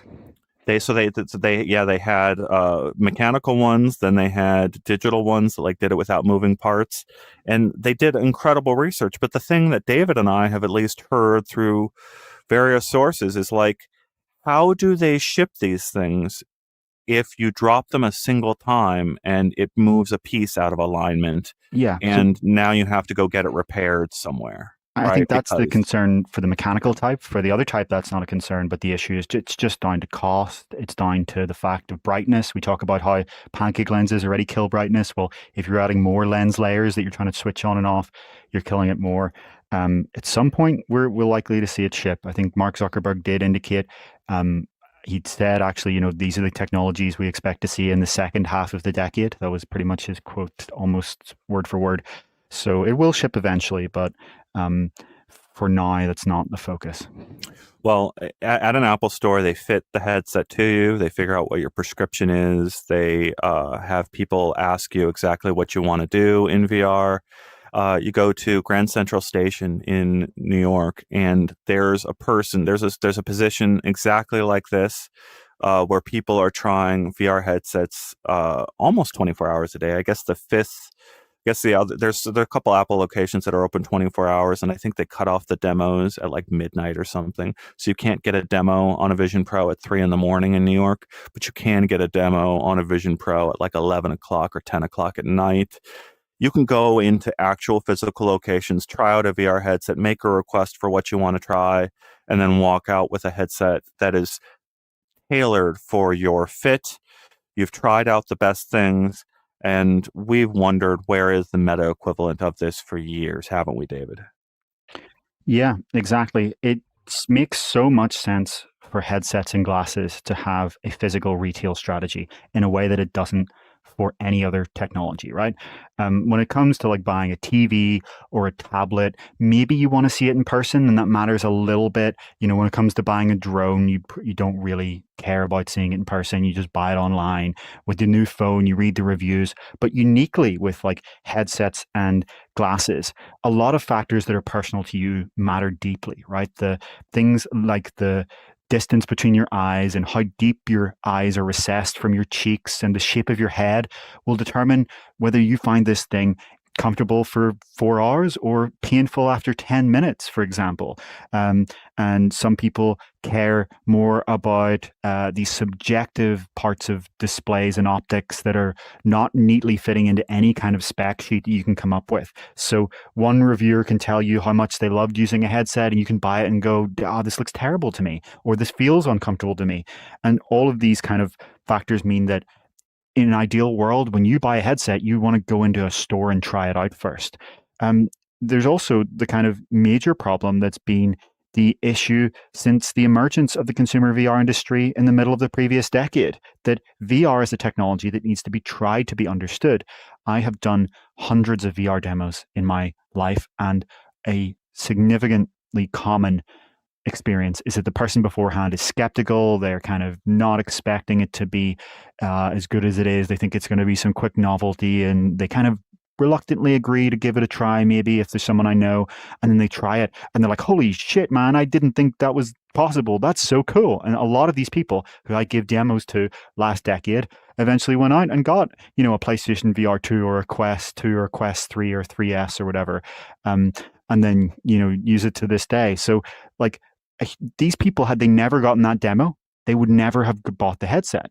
And so there's this unique aspect where so many products you can market on a TV, you can put advertisements on, you can do an Instagram ad or however you want to advertise it, and people will kind of get what it is and realize how that fits into their life.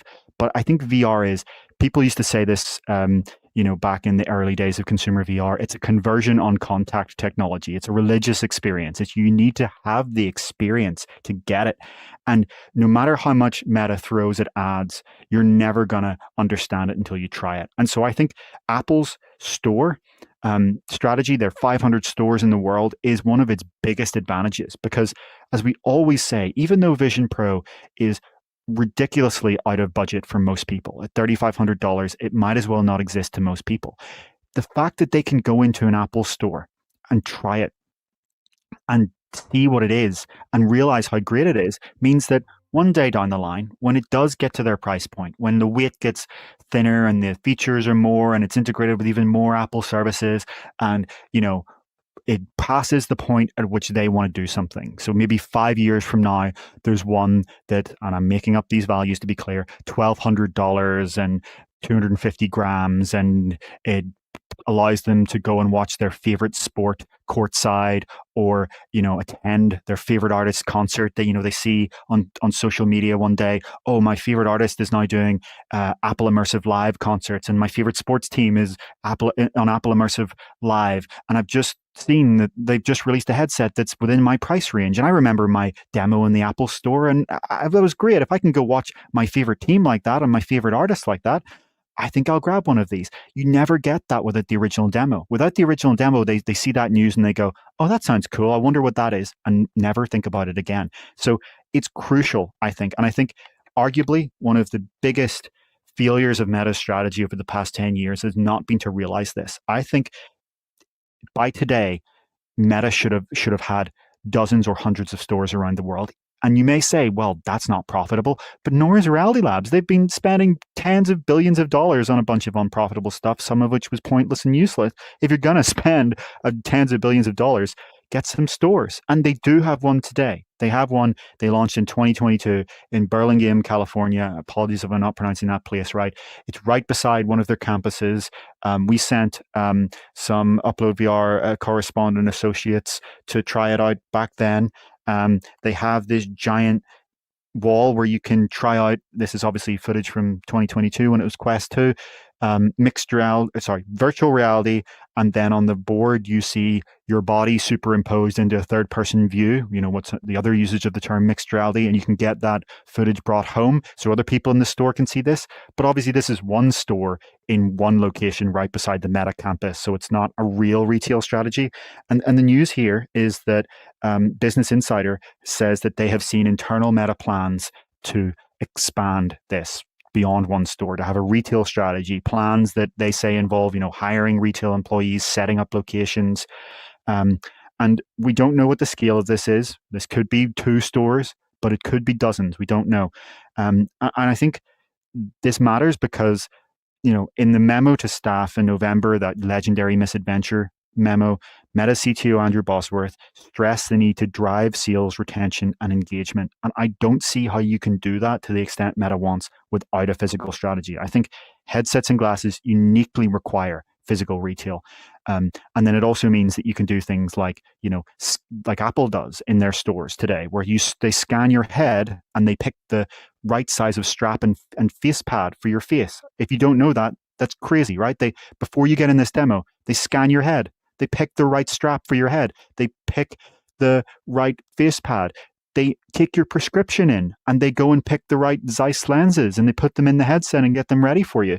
All of this requires being physically there. And when it comes to glasses that, might have the kind of big screen beyond one strategy of being sold in different sizes rather than, have being adjustable at all, like that might be what happens with eventual AR glasses. We don't know, but we'll see. Then it becomes even more vital, right? That's obviously a huge advantage of Meta's partnership with EssilorLuxottica. They have thousands of stores around the world where you can go in and try the different sizes and shapes of Ray-Ban. I think it's going to matter just as much for headsets. So there's lots of little examples of things like AirDrop, right? So if you're not in the Apple ecosystem, you've never used AirDrop, but it's a very, very simple thing where your Bluetooth and your Wi-Fi are on your iPhone. You just go to sharing, turn on contacts, turn on, send and receive from anyone for 10 minutes. And then boom, the Apple devices that are around you that have AirDrop can receive. And so you just send a video, photo, file, whatever from one iPhone or iPad to another one right in front of you without using text messaging, without using any other more complicated sending system. Like that's the beginning of those integrations that you start to benefit from. And if the example in my head, right, I remember Steve Jobs came back to Apple and they were selling. I remember my first Apple, I got the iMac G3, I think, on sale from a family member who got it for me at a Circuit City, I think it was. And the story back then was like, if you're relying on the Circuit City salespeople to sell your hardware, you're relying on them to say, okay, so this is what you get out of a Mac versus this is what you get out of a PC. And if that person isn't properly trained, they can't explain to you properly, this is what you get out of this ecosystem, this is what you get out of this ecosystem. AirDrop is the current example of that, right? In 2025, if you're the salesperson and you've been Android your entire time, and the person is coming up to you going, why would I get an Apple device instead of an Android device? You can't make that story. You can't explain it. So you understand on the flip side, right? Why Meta wants all these salespeople to make the pitch for why you might want to jump from Google or you might want to jump from Apple into the Meta ecosystem of personal computing, and they need actual salespeople to make that case to you. If you go to the Apple ecosystem, they prompt you like 3 or 4 times while you're doing the demo. Hey, didn't you really like that? Wasn't that really, really cool? That's what Meta needs to be doing. Yeah, you're right to say that there was such a dramatic thing to happen when Steve Jobs introduced this idea, right? Pretty much alongside the launch of the iPod. And one of my interests, as I always say, is kind of looking at the history of technology as it relates to being adopted in the consumer market and consumer and societal attitudes.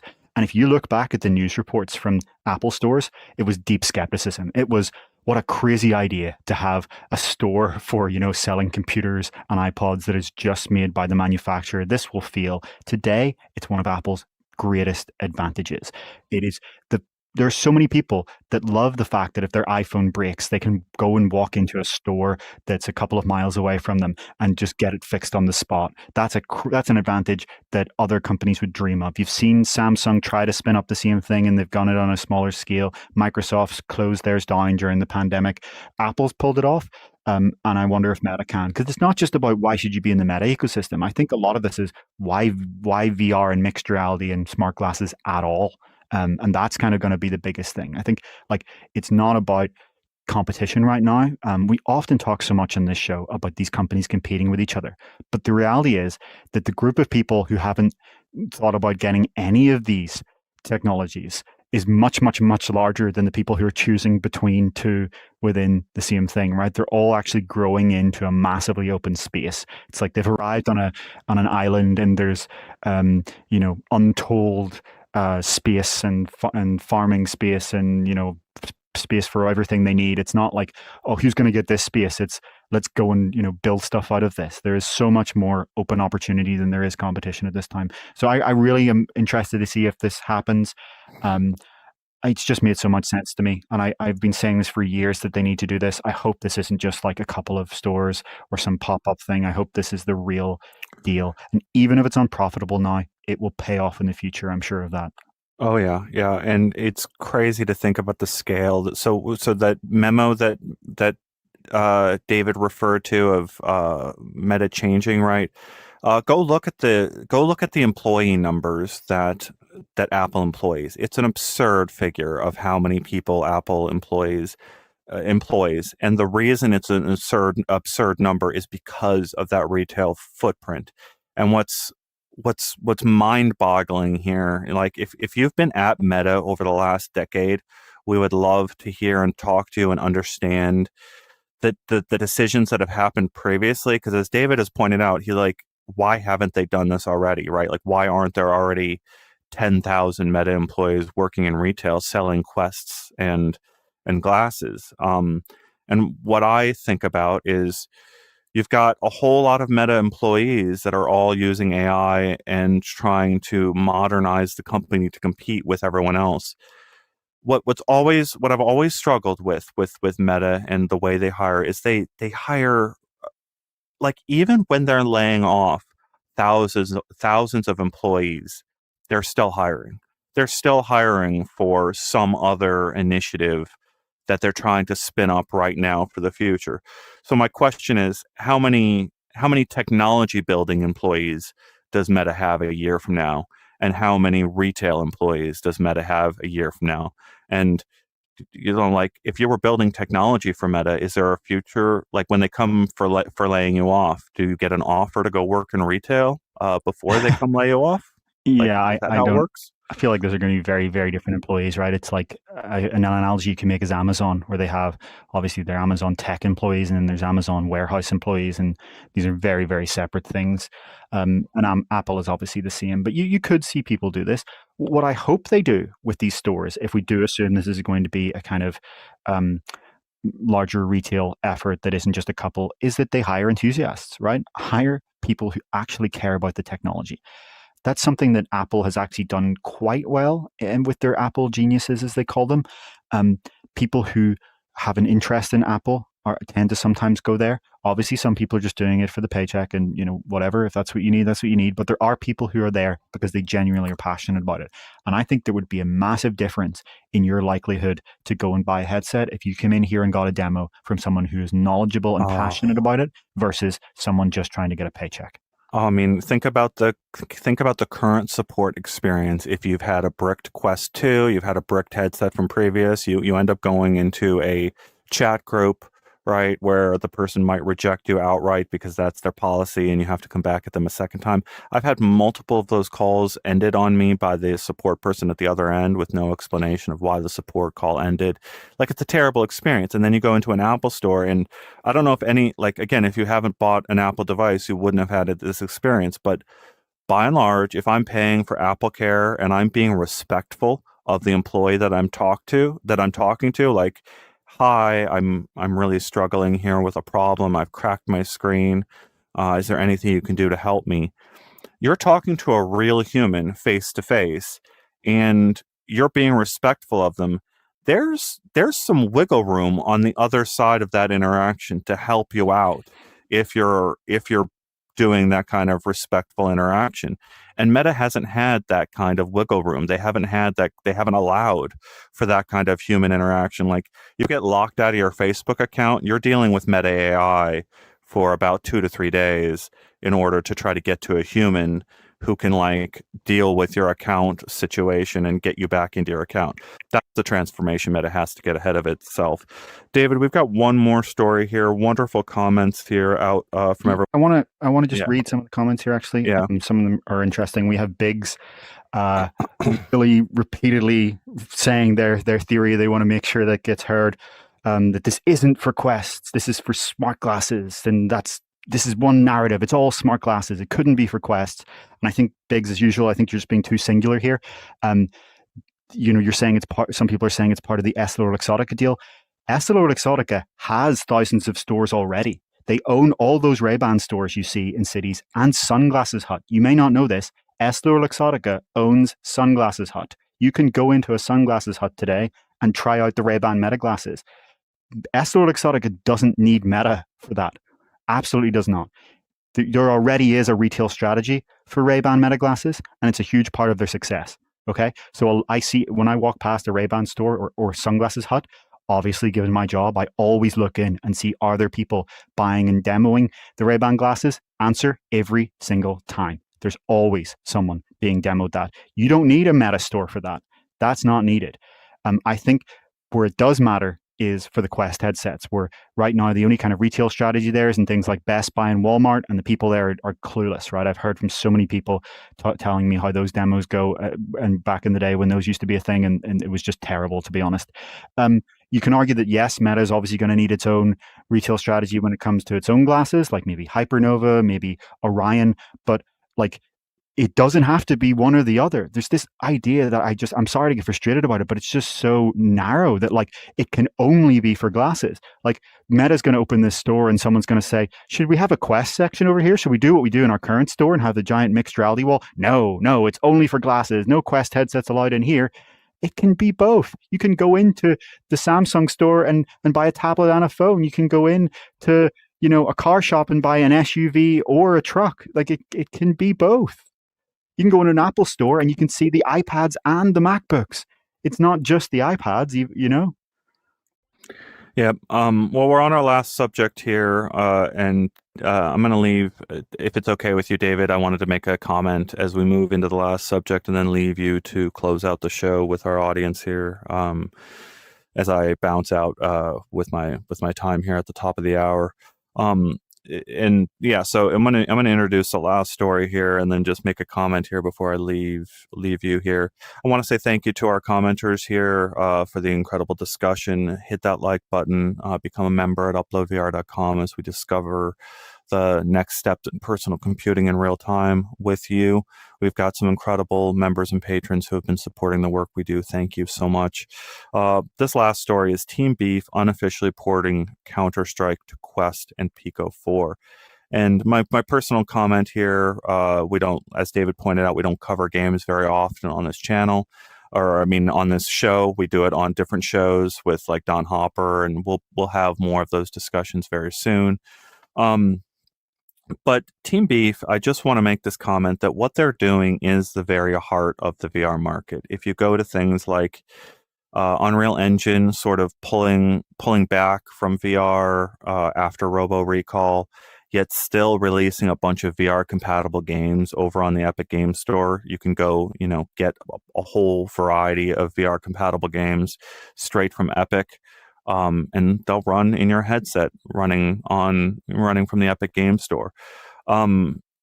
And yet you've got other people like UEVR, Injector Mod, and then you've got the Flat to VR gaming studio that is formally taking some of these mods and packaging them up for storefronts, right? So I did an interview with NPR. Was it a week and a half ago now? I'm very nervous about my interview with NPR. I spoke with them for about 40 minutes, where I just unleashed. I tried to encapsulate everything I talk about on this podcast with all of you for the NPR audience, as I tried to explain to them the larger trends in personal computing. And I'm so anxious to see like how much of my crazy comments do they actually choose to broadcast? Do they choose any of them, right? They could choose to cut me entirely from whatever they choose to produce. But I tried my darndest to explain to that audience that isn't these enthusiasts here, that's the everyday NPR listeners. This is what's happening with VR. And the thing I talked to them about was this. I talked to them about this idea that you could have a copy of Tomb Raider floating around on your computer from 1996 or whatever it was that game was released. And then you can mold that game to your liking in VR. You can become Lara Croft and have Lara's blocky little arms as your arms. Or you can make Lara Croft this big floating volume as she's swimming through the air right in front of you and going through the levels right in front of you. That's what VR allows. And I tried to make that case to NPR, and we'll see if it actually makes the cut when they produce that. I think it's on All Things Considered. We'll see. We'll hope for that. But I just wanted to make that pitch there that we're watching what Team Beef does. We're watching what Flat to VR is doing incredibly closely. And as we move towards things like Deckard coming in the very near future, I just cannot wait to see all these non-official projects bring our old classic games into VR in various ways, right? The example in my mind, Mario 3, I want the full first level of Mario 3 represented from left to right. I want stereoscopic versions of every 3D game I've ever played. I will play Portal again in stereoscopic 3D with it floating as a flat window in front of me. I will do all of those things. But we need really skilled creators, fans to do that, and Team Beef has been at it for years. I want to credit them for their incredible work. Simon out there with Team Beef and the little crew of incredible modders out there just doing the work we all love to bring games into VR. So I'll leave you to it, David. Thank you for the time this week. We'll see you all next week, and give David a big push out there as he closes out the stream without me, and just wish him luck as he heads out to the Apple mothership next week. Yeah, thanks, Ian. Thanks for your words. It's been a really interesting discussion today. Yeah, so our last topic is just this CSVR port, and I just want to make sure that Ian didn't undersell it there. We're not just talking about a flat screen, a rectangular screen with 3D. Team Beef's work has been to bring these games into full VR, and in many cases that also means motion controls. This is not just some quick port. I think in CSVR's case, the footage we've seen so far indicates that it isn't kind of sixed off motion controlled. It's kind of these the gun fixed to your body, at least in the footage we've seen so far. But I mean, look at everything Team Beef has done so far. Some of these are some of the best games on standalone VR. It suits it so well because you get these incredible PC gaming classics.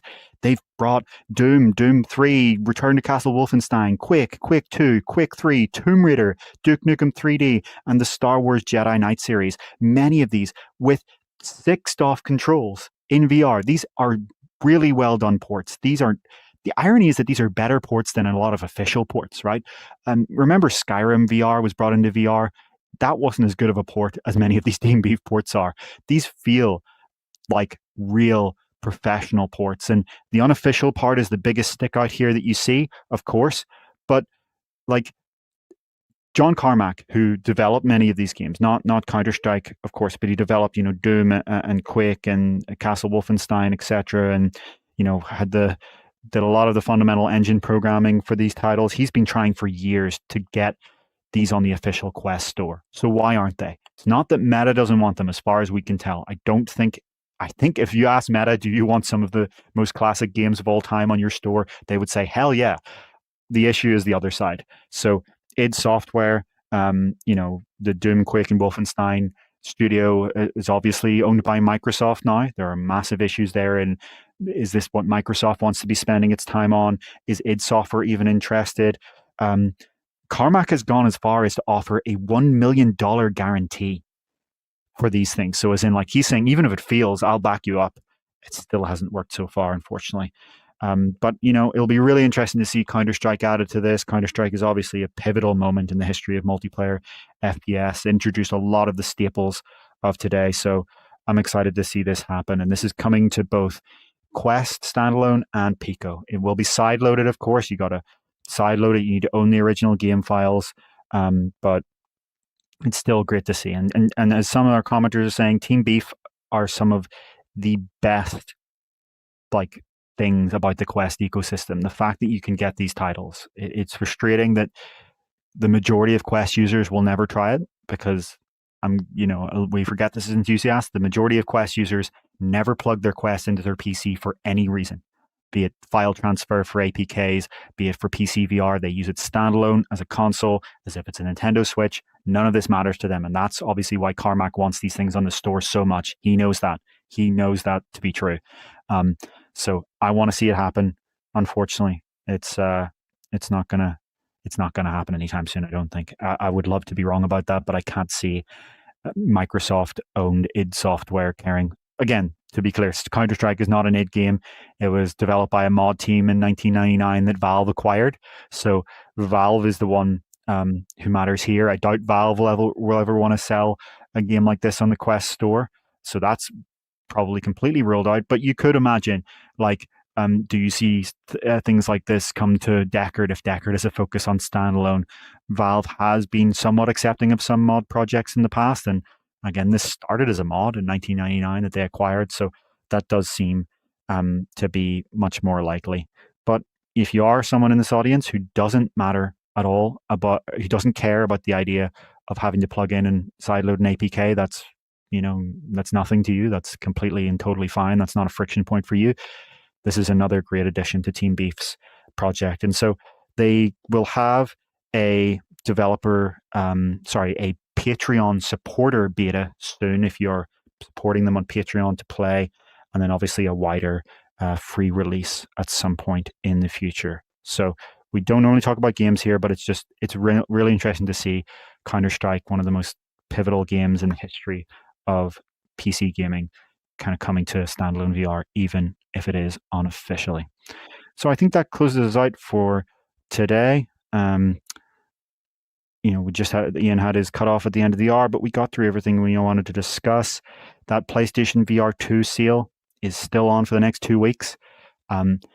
If you're a PC gamer and you haven't got a VR headset yet, that could be an interesting one for you, given that modders are working on bringing it to bringing the standout features like eye tracking and HDR over to PC. I wouldn't buy something on the promise of that, but it does seem like it could be a ridiculously good value PC VR headset pretty soon. If you're a PS5 owner, that could also be a great value for you, given all the titles that have come soon. So we'll be keeping an eye on developers and seeing what kind of adoption they see of PSVR 2 over the next month as those sale headsets start being activated and used. Having a look at the comments here, Onikazi bringing up that there was obviously huge issues with the ZeniMax lawsuits against Oculus and Palmer Luckey, etc., as in the Palmer Luckey era Oculus. So that could be something complicating this. Yeah, it's a frustrating one that there are titles out there that would be really good for Quest that people, namely a lot of the time, John Carmack is willing to literally do the work to make happen, and that they just won't let it happen. It's the same thing with Minecraft, right? Carmack literally programmed support for Quest into the Bedrock Minecraft, and it wasn't able to be shipped. I'm sure if you said, if Microsoft sent a message to John Carmack right now saying, "Come over here and for free add support for Quest 3 to Minecraft, and we'll ship it," he would, get in his car and start driving. But it's unfortunately sometimes, even if all the will in the world, won't help if the company involved isn't interested in making it happen. And the thing we want to kind of emphasize on this podcast over and over is that people have this idea that it's Meta that doesn't want these things. Like, Meta, please bring Minecraft, or please bring these things to the store, or Meta, please bring Discord, or whatever your thing of question is. Meta, bring Disney Plus. It's not always Meta's choice. I think in most cases, if someone offered Meta one of these companies, if someone offers Meta one of these companies' platforms to arrive on Quest, I would say hell yeah. And James O'Loughlin says, "I don't think Carmack is that easy." Well, I think you need to look at the history of Carmack and Minecraft VR. It was always the game he cared about bringing to VR most. He did go and work for Microsoft for free to add support for the original Gear VR. That was the basis of Minecraft support for VR, the official support. Carmack literally went and worked for free at Microsoft to do this. He has repeatedly over the past decade asked and publicly and privately pleaded to get Minecraft onto Quest. So I think you'd be surprised. I think this is something that I've been watching Carmack's talks for a decade, and he's brought this up so many times that I don't think I'm exaggerating when I say that he probably would say yes to that request. And I'm sure if with the Ed thing here, he would also be willing to kind of go into a negotiating room and help make it happen if that's what needed to happen. But unfortunately, again, the theme here is that all the will in the world won't make these things happen officially. But thankfully, the world is such that these open source projects can do these things unofficially, and that means that you can play it on your Quest. And we know of people who almost exclusively use their Quest for playing these kind of ported, side-loaded games. And it's great to see that is a thing that is continuing to happen. And yeah, it's just programming wizardry from Team Beef to be able to pull this kind of thing off. So thanks so much, everyone. It's been a great discussion today. Not as many topics as usual, but we still got through a lot. And yeah, we will see you next week. And please keep an eye on UploadVR.com as we'll continue to bring you the latest news. Thanks so much, everyone. We'll see you in the future.